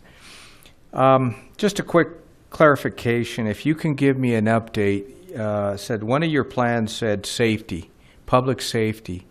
What is your definition of public safety? What does that mean? Are you going to have your own police department? No, that's actually a statutory criteria, and it's defined in the statute as safety protection improvements. That relates to signage and lighting. So it's stop signs, it's stoplights, it's crosswalks, it's protection associated with the public improvements being installed. So it is not police, it's not fire, it's associated with the improvements going in. Okay, thank you. Sure. Now, moving right along, when construction starts, who are you accountable to as far as getting the permits, getting the variance, getting everything in place? Once you form to become a special district, you're your own entity, so you make your own rules. Are you still accountable to the city for those particular permits? That's a great question. The answer is the district is subject to all of the same requirements as any other entity or individual building within the city. Since you are a governing jurisdiction, the district and all of its contractors needs to comply with your standards and the standards of any other entity that applies. So East Lakewood and CDOT and any jurisdiction that overlaps, the district still must comply with those. Okay. So they'll be coming forward for permits and approvals. Traffic impact. I noticed here on your diagram, the only entrance and exit seems to be Depew Street. Is that correct? Yeah, on the concept plan for the initial area, there are a number of private streets that provide the circulation, and the primary throughway is a proposed extension of Depew Street between 10th and 11th. So that your answer would be that would be the only entrance and exit in that area? Yes, I guess okay. that would be yes. So if I do my math right, and I'm asking a question, is that I heard you say that there was going to be in this phase 136 units, okay? And we figure an average of 2.5 cars per unit. Okay, we'll just say two cars per unit in that 10th Avenue around Depew Street. The 10th Avenue and Depew Street is not very wide. It's actually pretty close. And on one side of it or the other, you have the ditch water. And so there is no sidewalks along that entire area. Is there any plans to put in sidewalks, improve the streets in that area, coming in and out of that area? Terrific question. I'm glad you asked that. Yes, expected in this plan is we are currently holding budget in that plan of finance for the north side of West 10th Avenue to provide the extended right-of-way that's been contemplated in city documents, as well as bike lanes, curb gutter, detached sidewalk, and a tree lawn. What about the south side of 10th Avenue? The south side of 10th Avenue, I can't speak to. I think that's been held in the city CIP, but I'm not in a position to be able to answer that. Perhaps there's somebody from the planning department or public works department, but I don't know that was something contemplated tonight. Okay. Yeah, I'll defer to other councilors. Yeah, if I can close on one point though, there is the expectation, and I think it speaks to the previous question, is we are required and are going through a complete and thorough planning and permitting process with the city of Lakewood. There's no exceptions to that for this project. Yeah, and just to build on that, your approval of this document tonight does nothing to alleviate any of those requirements. What stands as a requirement tonight before approval will stand as a requirement after approval relative to all of determining connections and those types of things. Okay. One more question, Mayor, if you please give me a little latitude. Okay, you talked about having, what was it, 10.72 acres to be developed, and you had a small parcel to the west and to the south of the project. Is that in the plan? And my question to phase 2 is, would that be into your area? Is that going into your area? If it's the farthest west and south corner of the project, that is in the future inclusion area. So it would be able to be included in the future. It's not part of the initial phase. Okay, so the answer is no now. And then to the east, where we have other units that are there, but we have a kind of it's a weird little area because we have a sister city that owns a little bit of property there. Have you been communicating with them with your wishes or development? If you're, I believe you may be making reference to a property that is east of Denver-owned property. The Tetris piece right there. Right. I don't know. The yellow piece. That one right there. Very early on we had a conversation. There's a lack of continuity or any nexus, from connections to what's happening around here. We can solve many problems in many challenges for development in this area, but that parcel is dissociated from what's happening right here. So right now, it's not contemplated for participation or inclusion in this exercise. If I could add on that, though, we have sent notice. One of the requirements relative to organization, a bunch of notice requirements, and one of them is to send notice to potentially interested entities within a 3-mile radius. So clearly, that would include any entities in that area. And just so we're clear that 10th Avenue, are you going to do any improvements on the 10th Avenue street itself? Because we have added, if you take 2.5 cars per unit, 136 units, that's over 340 cars that are running back and forth in the morning and then in the evening, and that area is going to get totally congested. So I can speak again to what we've been told as a requirement in the planning process relative to the improvements on 10th Avenue, which includes widening curb, gutter, sidewalk, bike lane, detached tree lawn, some very desperately sought after improvements. Without getting into a deep esoteric exercise on planning principles, one of our goals in this development is a walkable, transit-oriented development, and the ideology of trying to drive vehicular traffic is something we are actually trying to limit, understanding that people's behaviors are what they are. So most importantly, though, to the heart of your question is a requirement for a traffic engineering study, which is underway. Okay, thank you. Thank you. All I have for now. And I think it'd be good, this is a TOD site, so we're not exactly sure if the 2.5 per vehicle would apply to these units, and essentially you're still required to do any of the improvements. And just a quick question for Tim Cox, is that something within the consideration of this decision? It sounds like they already have the zoning by right to do this sort of project, so they could do this without, if it was possible, they could do this on their own, not subject to these certain requirements or these types of questions. Right. I'm not sure that it certainly fits the project, but I'm not sure that it fits any of the criteria that are on the table tonight. Okay. Thank you. Mayor Pro Tem Johnson.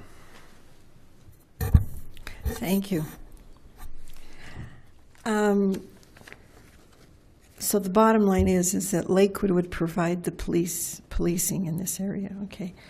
I haven't heard any language regarding schools. What is happening with that?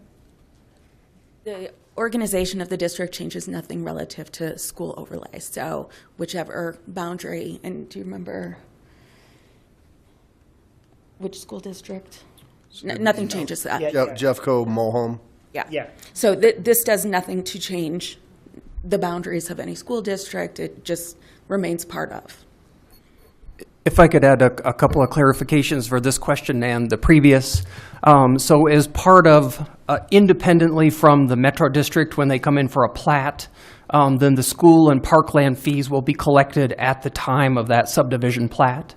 And then independently from the Metro District, the public improvements on West 10th Avenue would be required independently of the Metro District. So if it was approved or not approved, it would be the same public improvements and the same school and parkland fees. It would be the same schools that are already in place, is that what you said? At one point, when large developments like this happened, there were requirements that land was given for schools. Has that, I guess that's gone by the wayside, is that right? No, what we do is, in lieu of land, sometimes when projects are big enough, it makes sense to dedicate land for the actual school. But when there are existing schools, we have an agreement with Jefferson County Schools where we collect school and parkland fees. And so they'll pay school and parkland fees per unit, and then the school fees will go to Jefferson County for their improvement or maintenance of their existing schools.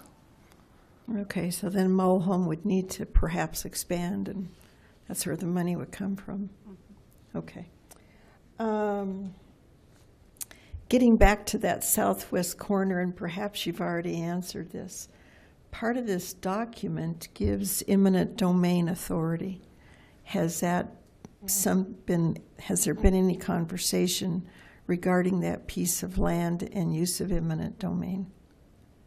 You may want to, I can answer that as no, and there is no expectation of use of eminent domain for the acquisition of land that is outside of these district boundaries, and you may want to speak to it from a more technical statutory standpoint. Sure. The only reason the district would need to utilize eminent domain authority is if, for installation of a specific public infrastructure component, they were unable to acquire an interest in property. So it would not just be to acquire property. We need to have the public purpose with the identified improvement and not otherwise able to obtain it. So the basic answer is no, and we don't anticipate it. Through the City of Lakewood permitting process. So this isn't a, we want to put it there, so go ahead and do it. It's not that kind of power. Yeah, it's in accordance with any approved plans. Okay. On page 4, about a little more than halfway down, it says approval of this service plan by the city does not imply approval of the development of a specific area within the district, nor does it imply approval of the number of residential units or the total site floor area of commercial or industrial buildings. So right now you're looking at 136 units. So it's possible that that really isn't going to be what plays out in the end. Is that right? Based on this language. Well, I think that what that's really highlighting is this is a mechanism and a tool specific to statutory district requirements. It is not a planning tool. It is not an entitlement tool. Those are powers that reside solely with the City of Lakewood. Okay. On page 5, a little more than halfway down, it says it is anticipated that stormwater improvements will be owned and maintained by the city or the district. That's kind of loose language when it says anticipated. Again, the district would only not maintain to the extent someone else accepts. So presumably, and you can correct me if I'm wrong, Doug, if West 10th Avenue, or is it Depew? It's Depew that is the major thoroughfare. Yes. Yeah.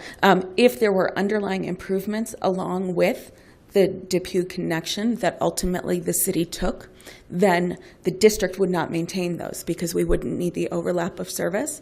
But to the extent any improvements are not accepted by the city or another governmental entity, the district will be obligated to maintain them because they will have constructed and financed them. Yeah, maybe a different way to come at that same question is the service plan anticipates that unless somebody else voluntarily takes it over, the district will own and maintain it. Okay. On page 7, the next to last item, it says all streets and safety protection facilities to be dedicated to the city will be constructed in accordance with the standards and specifications of the city. Could you please talk a little bit about enforcement of that? You don't have page 7. Again, it goes to the fact that this is an authorizing document, that the development and planning tools and requirements of the city remain with the city and the district must comply. So any of those street improvements, and again, when we're talking about Depew, particularly improvements that the city may accept for maintenance, must comply with all of your regulations. So it's that bottom line. We're not making up our own regulations. We're complying with what the city's requirements are. If I could add an example to that. So Depew Street is the street that's contemplated to be dedicated to the city. And so with their review application, they'll have to submit engineering plans that will be reviewed by the Lakewood project engineer. And that street will have to be designed and built to city standards before it could be dedicated and accepted by the city. Okay. On page 9 at the top, it talks about inclusion limitation. The district shall have the authority to include within its boundaries any property within the service area without the prior written consent of the city. Could you please address that? That simply recognizes the fact that we've got the two segregated areas. We've got the initial boundaries, which we're starting with, and then we've got the two Tetris pieces to the southwest and to the east that, again, only if the property owner of 100% of that property petitions to the district will it come in. And it recognizes the fact that we don't need to come back for a public hearing in front of you for that to happen, that the district can handle that at its level rather than coming back. But again, only for that property. Okay. And then on page 13, under annual report, it says the district shall be responsible for submitting an annual report to the city clerk no later than September the 1st of each year for the year ending the preceding December 31st. The city may, in its sole discretion, waive the requirement in whole or in part. I would not want to see that may in there. The annual report should and will happen on a yearly basis, in my opinion. Yeah, and the intent of that statement is to say we will file it unless you tell us we don't have to. This is mandatory for us. Okay, that's all for now. Thank you. Councilor Abel. Thank you. I'm in favor of this project, and I've been impressed with Mr. Olenowitz. But I do have a number of questions about this plan. Apparently, it was in the works before we considered the rezoning, and I think that fact might have been important for us to know when the property was rezoned. We have, I believe, Mr. Wilson, 20 these are Title 32 Article 1 districts, and I believe we have 20 of those already in Lakewood. In terms of metropolitan districts, there are... Oh, in terms of Article 1 metropolitan districts.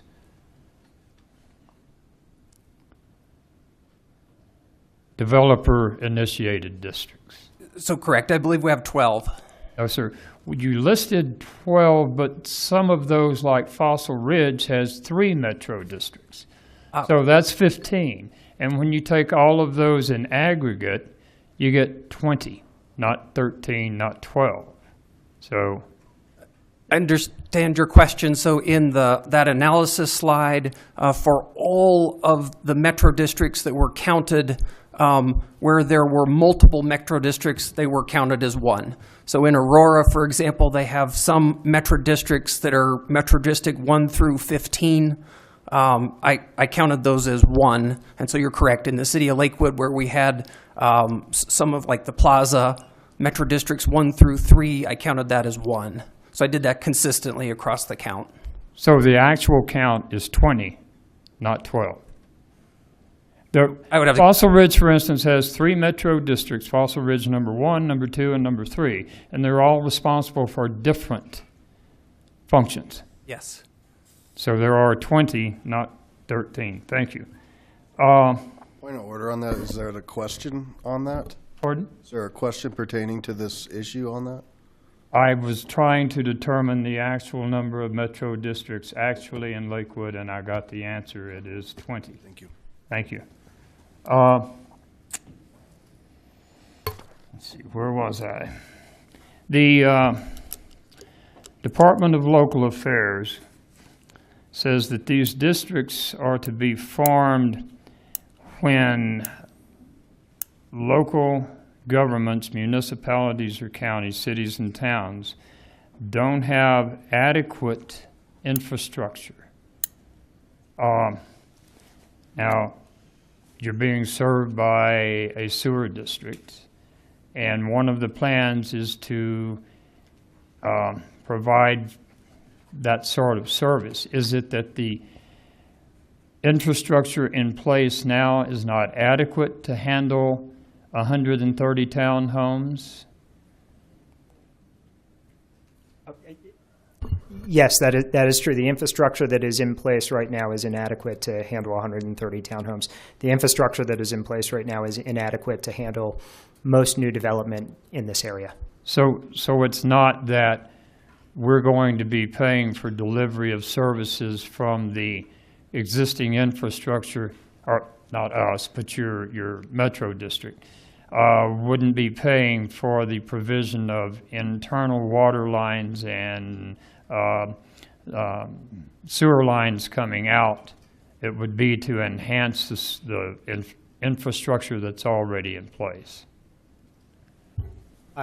If I'm following your question accurately, I think it would probably be both, which is the public infrastructure that's necessary to serve any of the homes that ultimately would be built and sold there. From behind, I'm not sure what the appropriate term of art is, but from behind the infrastructure that would ordinarily be owned in the either by a district or a city or otherwise. In the case of East Lakewood Sand, it too is a district, right? The stuff that goes from, call it that, municipal, governmental, public ownership to the private home is going to be just like any other home and privately owned. And most developers pay for those in their... The costs of development are passed on to the price of the homes.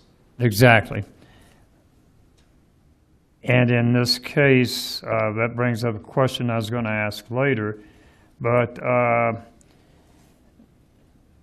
it was stated that these disclosures would be made in the contract. Will they be highlighted? Will homeowners be alerted to this fact that their upfront costs are smaller, but their tail-end costs will be higher? Or is it just going to be in a packet of papers? No, it's the form. Our goal in recording it and including it in the contracts and being here and forthright, there's no hide the pea. This is a mechanism to try to deliver the vision, the outcomes that we've been after, and it's our expectation to notify homeowners. Thank you. The $7.2 million cap, is that for the initial service area? Would that include all of the eventual service area?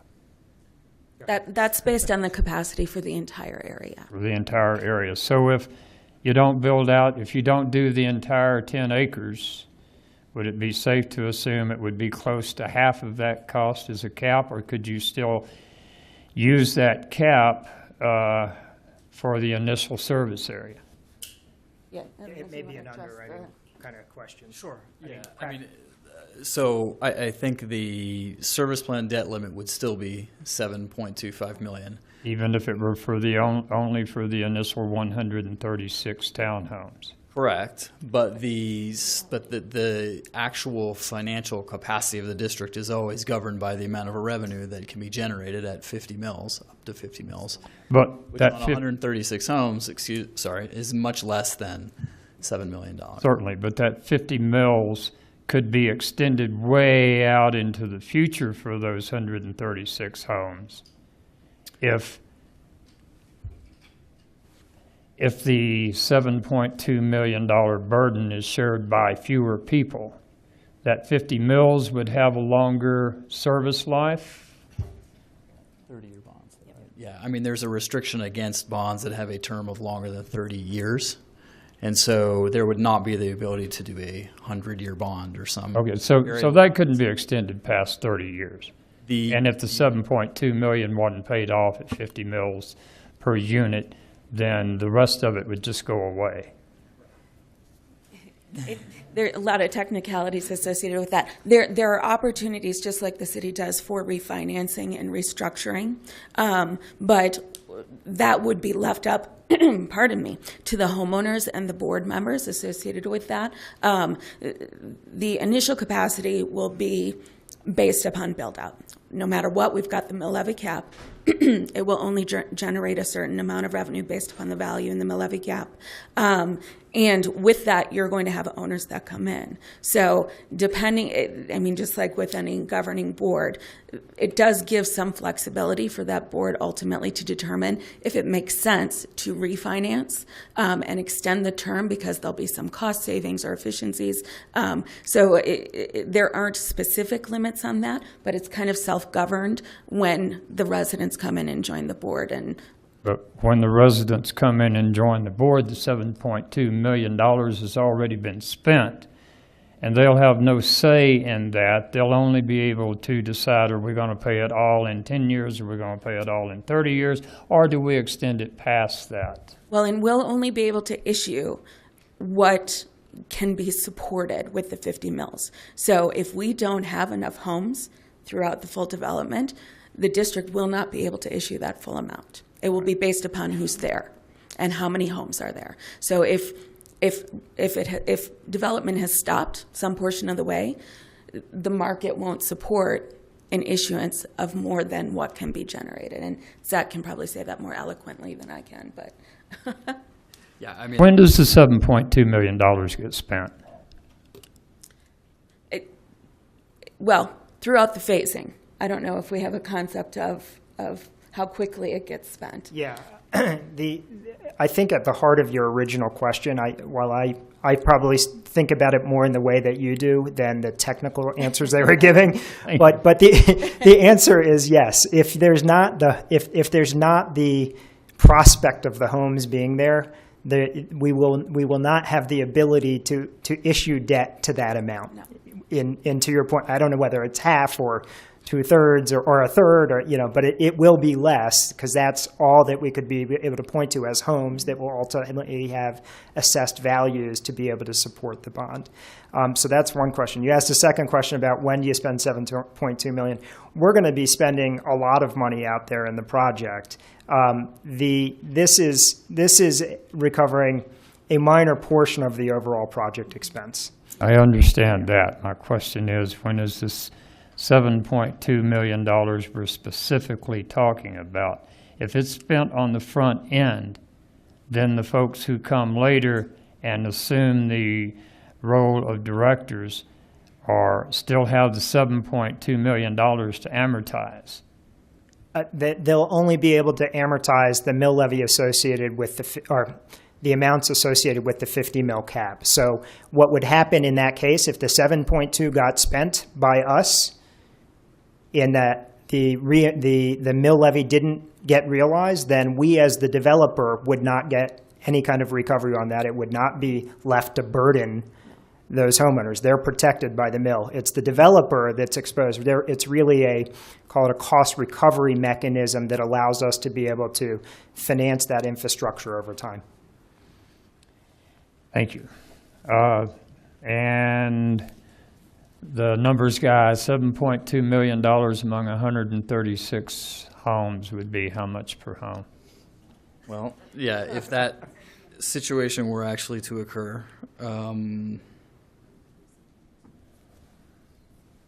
that number is $53,300 per unit, right. An additional in long range cost. That right. Okay. And the operation and maintenance part of it can be looked at as the $170 a month, similar to HOA kind of operation, but it won't be an HOA, it'll be a government.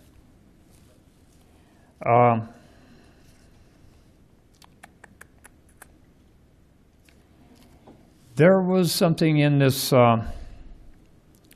document that refers to an enclave. If property becomes an enclave, it can be assimilated into the district. Am I imagining that? I'm not sure where that comes from. I'm not either. One of the problems with having everything digitally is you cannot underline and highlight, and you have to flip through about 50 screens. Notes are important. Thank you. Relative to the district, I can't think of what the applicability of that, that would be. There it is. On page 9, item H, it refers to, and again, flipping through these pages, it refers to city approval of, how does it put it, a departure from the plan would have to be approved by the city. And it doesn't specifically say city council, although it does say such approval may be evidenced by any instrument executed by the city's manager, city's attorney, or other specifically designated representative of city council. Mr. Cox, does that mean that you folks would be able to do that after city council approval or without city council approval? Pardon me, I've just located that paragraph and I'm reading the rest of it here. This does refer to, one of the oversight responsibilities that the city retains is to hear proposed major modifications to the service plan, and the statute lists examples of that. So this is sort of the flip side. If there's not a major modification, but a modification to the plan, which is not considered material, which is sort of interchangeably used with major, it says that the district may seek formal approval from the city. My understanding is you don't have to seek city approval of minor modifications or non-material modifications through any formal process. It's not clear to me why the district might elect to do that, but maybe you can explain. Yeah, and the term material modification is a statutory provision as well. So anything related to our mill levy limits, the debt limits, the authority to issue bonds, those things are material. They're listed statutorily to say anything that rises to that level must come back and be heard essentially via the same process that this occurred. To the extent frankly, I can't think of any situation where those of us that have to give opinions on being in compliance with this would not bring forward to the city something we think is even slightly material. So those are the kinds of things that we would bring back through the city process. The last sentence in H says, any determination by the city that a departure is not a material modification shall be conclusive and final, and shall bind all residents, property owners, and others affected by such departure. Can you tell me what would be a departure? Again, from the perspective of me giving an opinion, I can't think of a situation that, we've got parameters in here. And I'm going to, as general counsel for the district, ensure that the district is in compliance with those parameters. If there's a parameter that is being pushed, we're going to ask the district to come back and be in front of you again to change that parameter. So I can't think of a situation here that I would seek anything less than that. I would defer then to our learned counsel, Mr. Cox. Mr. Cox, when it says that a determination by the city that a departure is not a material modification, that would be based on the statutes that Ms. Becker referred to.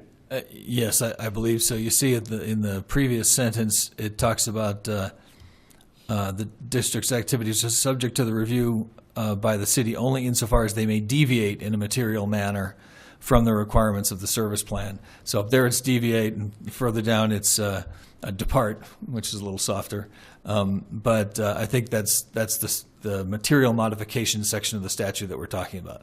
Somebody has to make a determination as to the materiality of that deviation or departure from the service plan requirements. So if it doesn't rise to the level of the things mentioned in statute, it would be a departure, and that determination would be made by our legal staff by comparing the proposed, quote, departure or deviation to what's in the statute. Yes, this essentially gives the city the ability to make that call, because if you remember, the statute doesn't have a laundry list. It has sort of an including but not limited to list, so there is some room for that determination, and this gives the city the power to do that. And when you say the city, who in the city? Will that be you, the city manager, the planning director?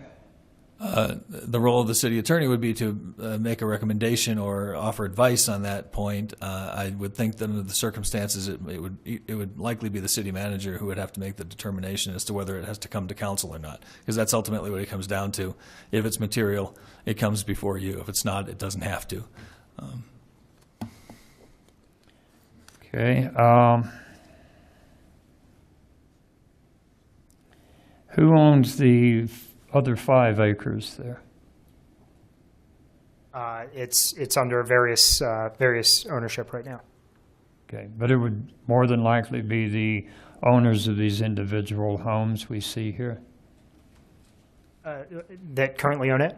Yes, there's different ownership. There's some of that is larger parcels of land with out-of-state owners. I mean, there are a wide range of property ownership. Some of them are individual homeowners. I take it the blue lines are property lines. So there are 1, 2, 3, 4, 5, 6. That's correct. You can see it better than I can, but yes. Looks like it, yes. There are 6 adjacent property owners on the east side. What happens if you... They're parcels. Those aren't actually, they don't represent property. Okay, parcels. Yeah, correct. What happens if you only get 4 parcels of the 6, or you only get 3 of the 6, or 1 of the 6? Can you adapt the proposed expansion area to fit whatever's available to you there? Yes, that's how it would work, and that's why it's future inclusion subject to ownership and petition by 100% of the ownership in. So if we are unable or unsuccessful in acquiring the additional properties, the district would solely work within the boundaries of the ownership that we have. Among the things I'm uncomfortable with is eminent domain. And I understand that your purpose in declaring that would be only to allow for improvements such as water lines, sewer lines, that sort of thing.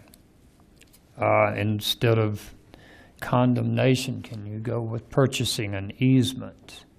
Because I have a ditch that an irrigation ditch that runs along an easement next to my property, and they paid for that. So It can happen in any method if an easement's sufficient. We have to satisfy, a district has to satisfy the same criteria as a municipality or any other local government entity. And so we need to show public purpose and we need to show necessity. And if it's sufficient to get interest through an easement, then that's certainly something we would ask for. So if it was not necessary, for instance, to run an easement along the west property line that's jagged around the house of, I believe that belongs to the lady who was one of the few opponents of this plan at rezoning. I believe we got a letter from her. Is that correct? Is this the property of the lady that said she moved there so she could farm? I don't recall that, no. Okay, well, anyway, if you don't get, is there any reason that you could avoid, or can you avoid putting utility lines through that property or through the properties to the west of you, so that if you don't own the property, you wouldn't be running water lines and sewer lines through somebody else's property just because you can by declaration? Well, there is an ability, but again, it has to be approved plans, and we have to show the necessity and essentially that there is no better alternative. Approved by whom? Which portion? I'm sorry. Well, you just said it would have to be an approved plan. Meaning the infrastructure plans that go through the city process. So whatever is part of the infrastructure structure that's approved through the city to serve this property, to the extent it's shown as necessary for part of the overall system, then the district would have the ability to condemn for that. But again, part of that is knowing that there isn't an alternative. So if there's an alternative that makes sense and is reasonable, then we wouldn't be able to show necessity. Okay, is that... Mr. Parker, you might be the person to answer this. Who would vet that claim of necessity?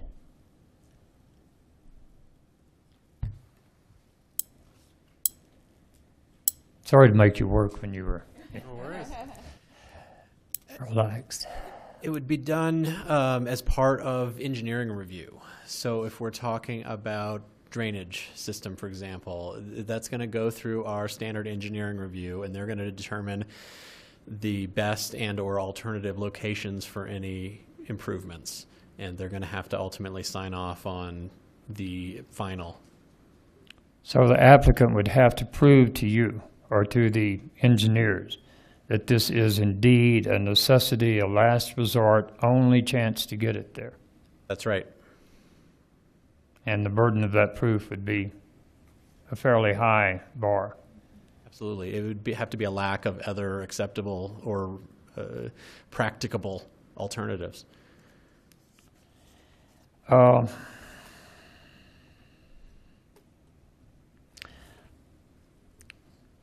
and recreation is one of the purposes.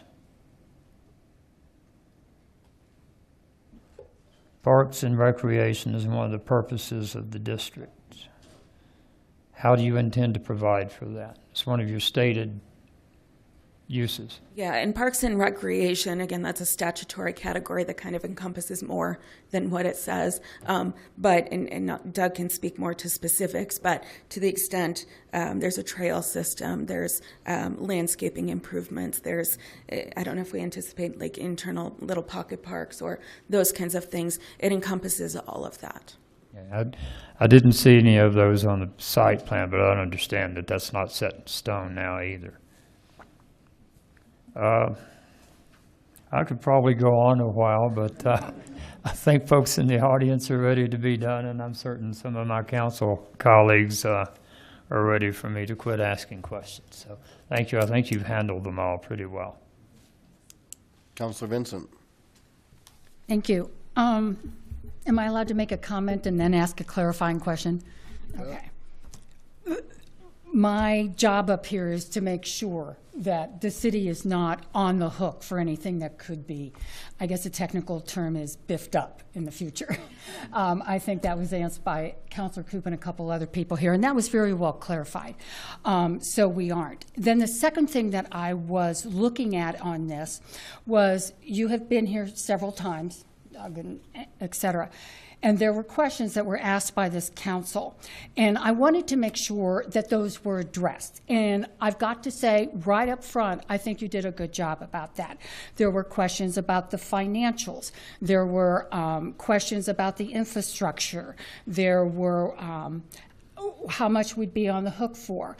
And I don't think you had to do that, but I think it shows something very good when you bother to take those questions that are asked and answer them straight up front. I thought I understood that you were going to produce a report every year.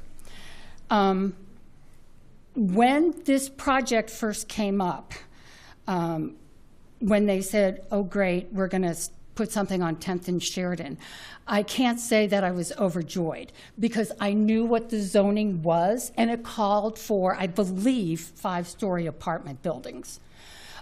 Which I didn't think fit in the neighborhood, but I knew that there was probably very little I could do about it. I appreciate it because you all, at the very beginning, listened to the neighbors and listened to people that surrounded that area and what they wanted. They didn't want more affordable housing. They didn't want more apartment buildings. They wanted for sale townhomes or homes or patio homes or something. And you took it upon yourself to downzone, which I haven't heard of happening very much. And I appreciate that. Now, I guess my clarification question is we've had a lot of what ifs. What if this happens? What if that happens? But is our job today just to decide if they've met the parameters of what a special metro district is? Not zoning, not parks, not streets, that's not schools, that's all addressed later? Is that my misunderstanding? Is that? Later or earlier, I mean, to the extent it was addressed in the rezoning process. Certainly the areas that are part of the service to be provided by the district. So you mentioned streets, you mentioned parks. If there are going to be parks and recreation facilities, it's legitimate to want to know what they have in mind for that and how that's going to be paid for. Okay. Same thing with streets and other improvements like that. To the extent we have questions about impact on the area because of the density, the number of units, the number of cars, that's all part of the planning process. This is a little, to use the word again, a deviation from the planning process to look at the financing of public improvements, a parallel necessary for the development, but not really planning so much as it is financial planning, I guess you'd call it. So yeah, the criteria that were referenced earlier are what the council needs to find have been satisfied in order to approve this service plan so that the district can go and get formed and then have the authority to pay for the things that they plan to pay for. The planning process goes on while that's happening, and those things are addressed there. And those we can address. So what Lakewood gets is a through street on Depew. Is that? Improvements to 10th Avenue in a through street on Depew. And that's us. That's what we get, just straight out. Plus the fact of a development in an area that hasn't had a lot of people, I don't think, knocking on the door to develop, with parameters that have been set. I also appreciate the neighborhood coming together, because I know you've read about special districts and you've taken it upon yourself to answer questions from the neighborhood around there because I think there was some fear that the special district would go beyond the boundaries that were published. And you did a good job of addressing that and saying no. So I'm obviously for this, but I just wanted to say I appreciate it, and I wanted to make sure that I understood what our job was here, because I can get easily confused after an hour and a half or so. So thank you. Any other questions before comments from council? No? Okay.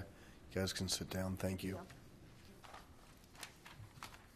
Well, I would echo Councilor Vincent well said, and to Doug and your team, I think if there's ever a model of how a redevelopment, a rezone, a special district could come together. I think you guys have set the bar. You heard that told to you when you did the rezoning, and I'm saying that again. The fact that you've reached out, you've been active with the community, you've been partners is key to what really we look for. And it just says a lot to who you are. You came to and heard council. You heard council's concerns, and in the report that council got, you addressed all those concerns that you had heard up until tonight. So you've been very proactive. I think this is a great project. Thank you to the neighborhood for coming out. I mean, this is a project, a for sale product that we have very little of in the city of Lakewood. And it's in an area where Councilor Vincent said we may not see much development. And so hats off to you for taking that risk. And I will fully support this proposal tonight. Councilor Gutwein.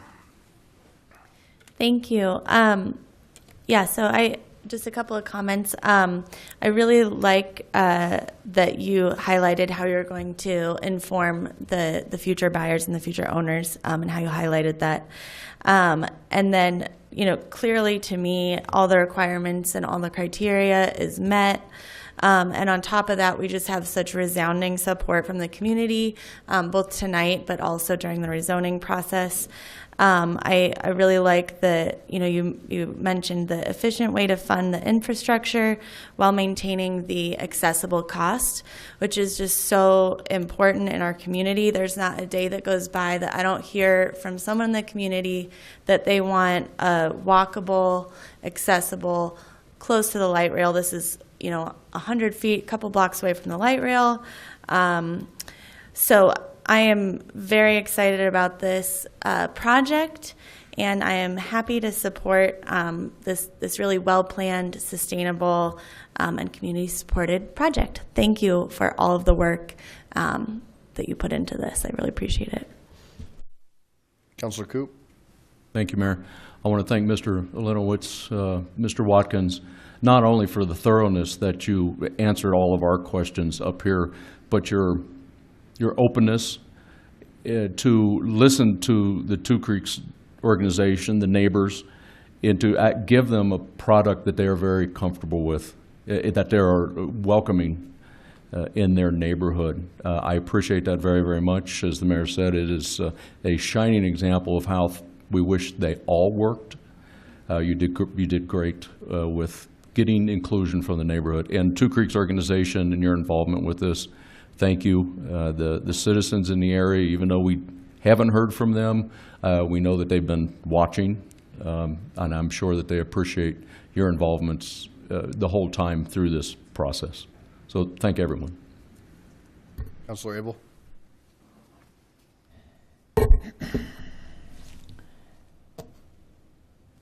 My concern is not with this project. My concern is with the proliferation of governments in Lakewood, within Lakewood. We already have 20. If we put one on every 5-acre plot, will be a crazy quilt patchwork. So I hope that there is some restraint in our endorsement of these things. However,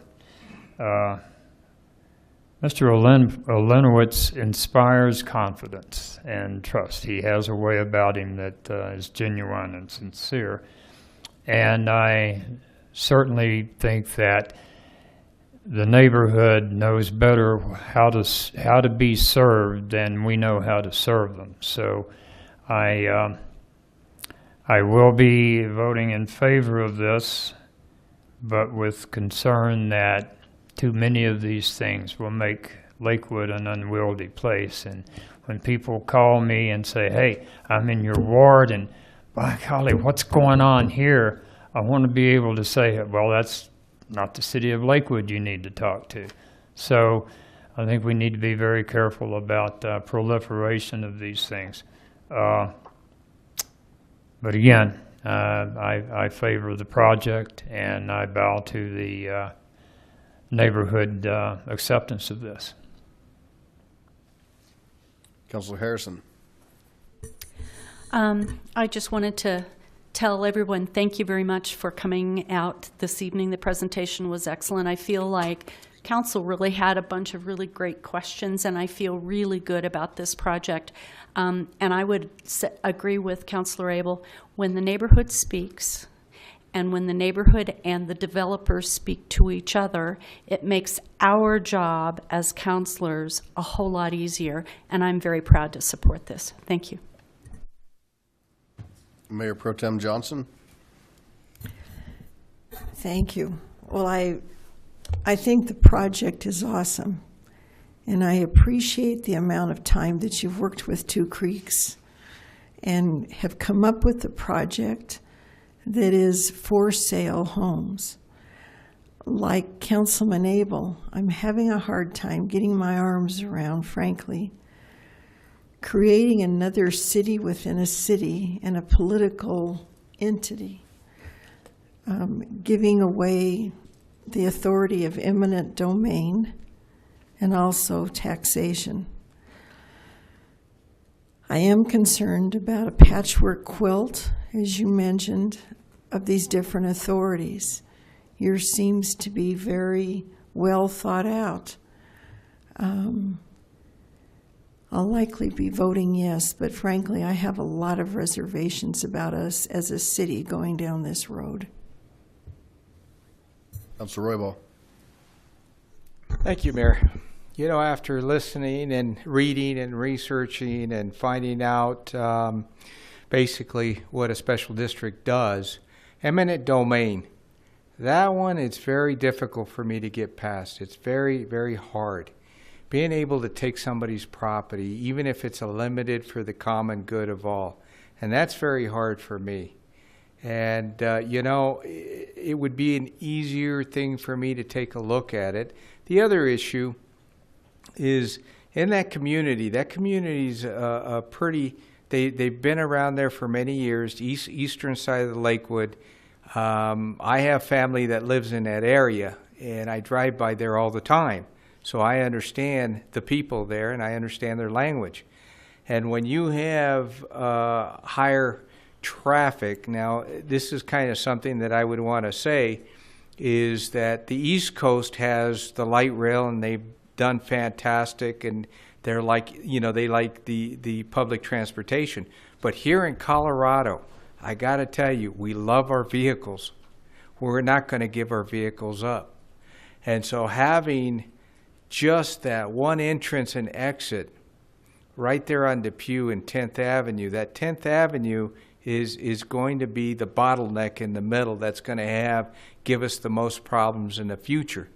Once we approve of this, you know, there's no going back. It's there. The people are going to have to live with it one way or the other. And one thing that I got to also emphasize is those folks, they like their ditch water, you know, and there's going to be a problem with that. And, you know, I'm hoping that we can kind of work those things out. But even the streets on 10th Avenue, and that's why I emphasize this, is that you're going to have people that are going to be impatient. The old folks are accustomed to having their way. And then you're going to have new folks and new kids. And when you're talking 136 vehicles a day in the morning and then at night coming back and forth on 10th Avenue between Sheridan and Harlan and then dispersing out from there, that's going to be a major impact for the community. And a lot of people aren't going to like that. I mean, they're going to see that and they're going to look at that. So that's why I was asking for road improvements. And I understand that, you know, walking, curbs, gutters, and those are welcomed in certain areas. But some of those folks there, they love their ditch water. They will not give their ditch water up. They'll give the sidewalks up, they'll give their streets up, but they want their ditch water.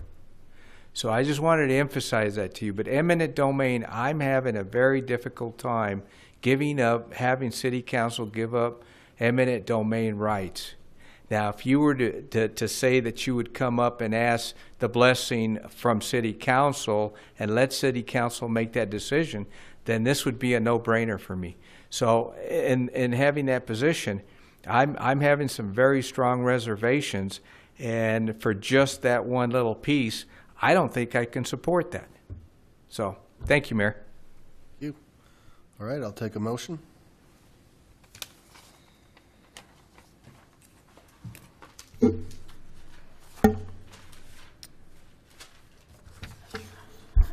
I move for adoption of Resolution 2016-34. Second. All right, motion and second. Please cast your votes.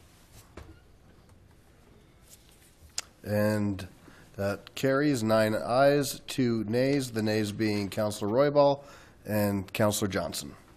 Congratulations. Good luck on your project. All right. Anything under general business? Okay. Ms. Hodson, you have an executive report. Yes, thank you. Very briefly, I have 1 update and 3 special recognitions that I'm happy to be able to tell you about today. The first one is an update. Many of you have asked about the progress on the selection for the police chief's process. So you know that we do have an executive search firm that's been retained. We've gone through enormous information gathering, interviews with police personnel, as well as other partners in our region. And we have a recruitment brochure in final form, and we're ready to send that out. So I will keep you updated as we progress, but that's where we are now. And now for some really cool news. We have 3 outstanding awards that we have received as an organization. 1 is to an outstanding employee, 1 is for an outstanding playground, and 1 is to an outstanding event. So first I'll start with the outstanding employee. The first JD Bar Association announced that Judge Stavik has received the 2016 Award of Merit. This honor is, I'm going to read it, awarded to the attorney member of the First Judicial District Bar Association who primarily practices in this district and has provided distinguished service to the bar and the community deserving of our association's highest recognition. So congratulations to our own Judge, Ann Stavik. Secondarily, Colorado Lottery selected the City of Lakewood, our Green Gables Park playground, for the Starburst Winner Award. That's a wonderful recognition, and they select 22 projects, and the City of Lakewood got 1 of those. And finally, an event that was honored. Our own event called Inspire Arts Week has been selected as a winner of the best event in the large community category. And this was given by Downtown Colorado, Inc., and the Governor's Award for Downtown Excellence. And here are the comments that the judges said about this particular project. Inspire Arts Week is a great example of community-driven efforts and provides a variety of opportunities over the course of the week for citizens to engage in their community arts culture and also helps support local artists, businesses, and cultural venues. This event is in its 5th year and has shown increased partner participation and community engagement, leading to positive economic development. And they said they'd like to see more photos. So we'll get on that. But congratulations to Judge Stavik, to the Green Gables Playground, as well as Inspire Arts Week. Thank you.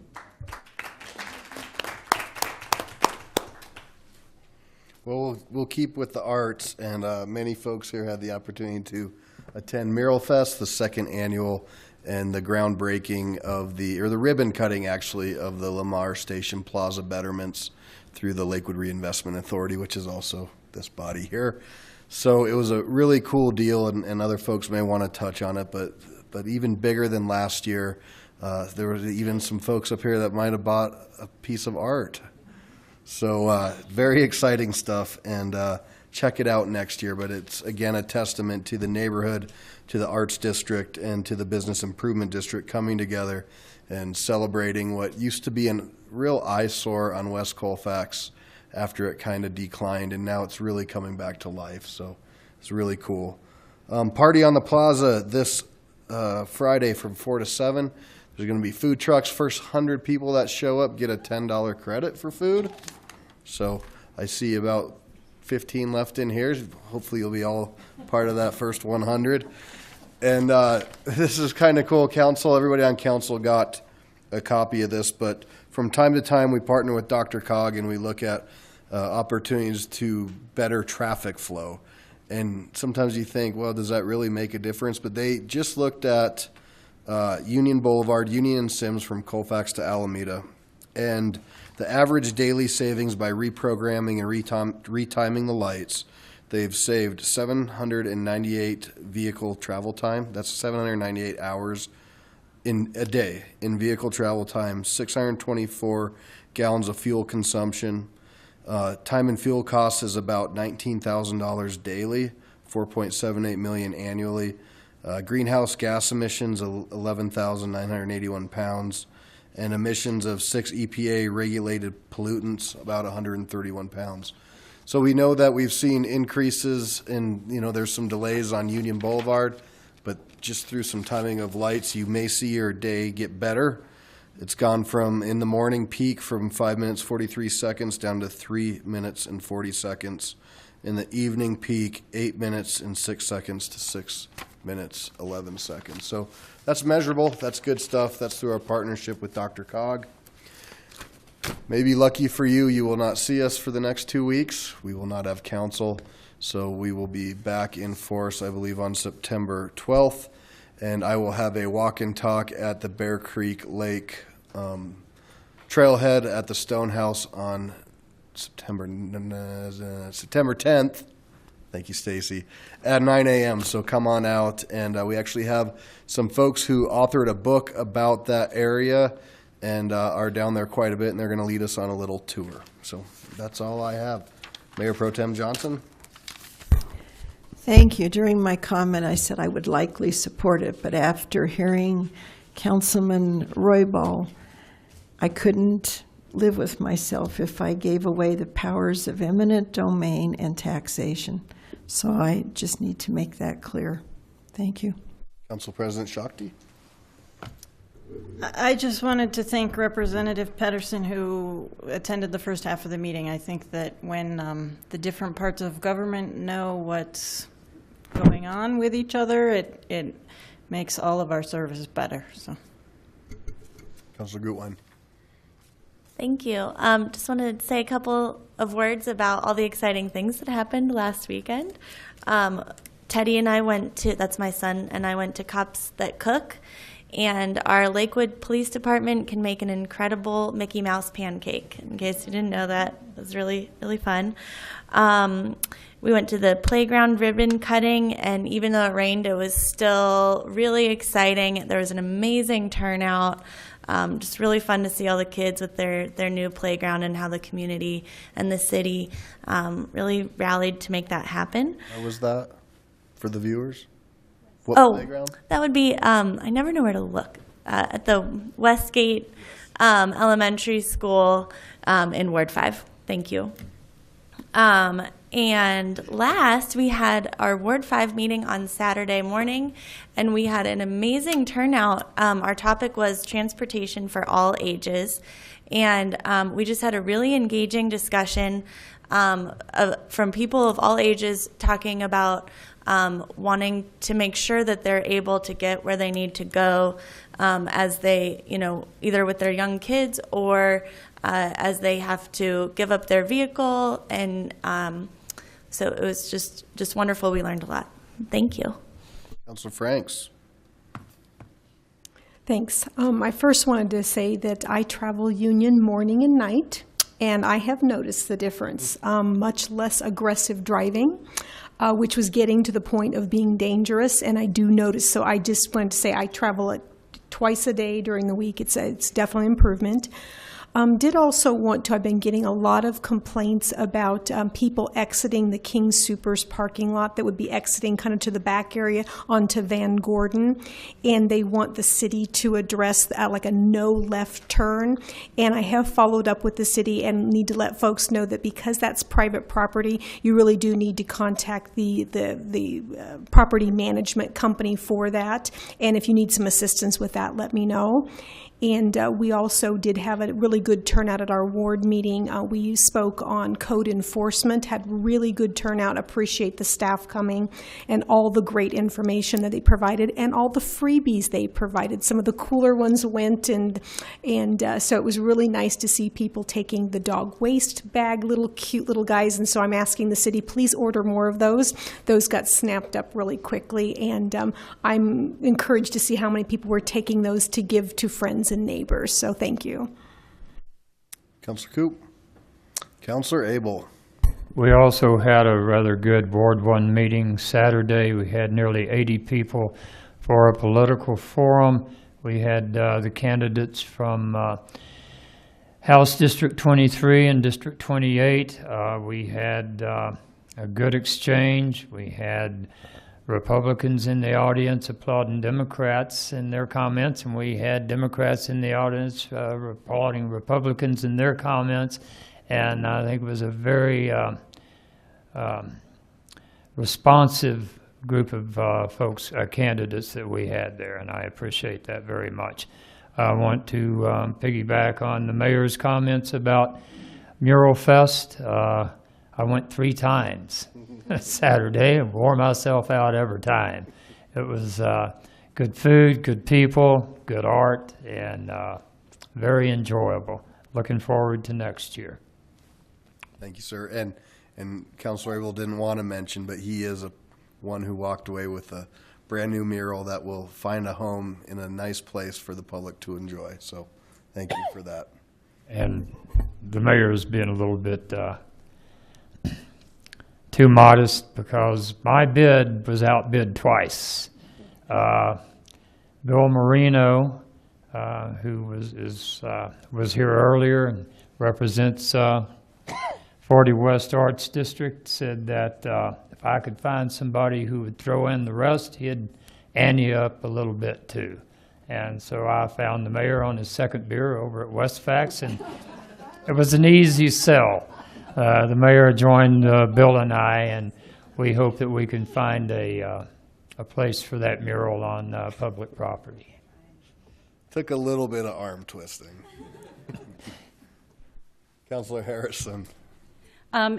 It sounds like we all had a wonderful weekend. It was really busy. I'm going to look to the future, and since it's going to be a couple of weeks before we meet again, I just wanted to remind those who might be interested, Ward 5 will be talking about senior issues in our September meeting, so that would be the 3rd Saturday. We'd love to have you. And I just wanted to also, I have to brag any chance I get, the wonderful person who headed up Mural Fest is also our wonderful Diana Wilson, who is a past city councilor for Ward 5. So go, Diana, you did a great job. Councilor Roybal. No report. Councilor Vincent. I can't say anything else more wonderful than that's already been said. Councilor Wickman.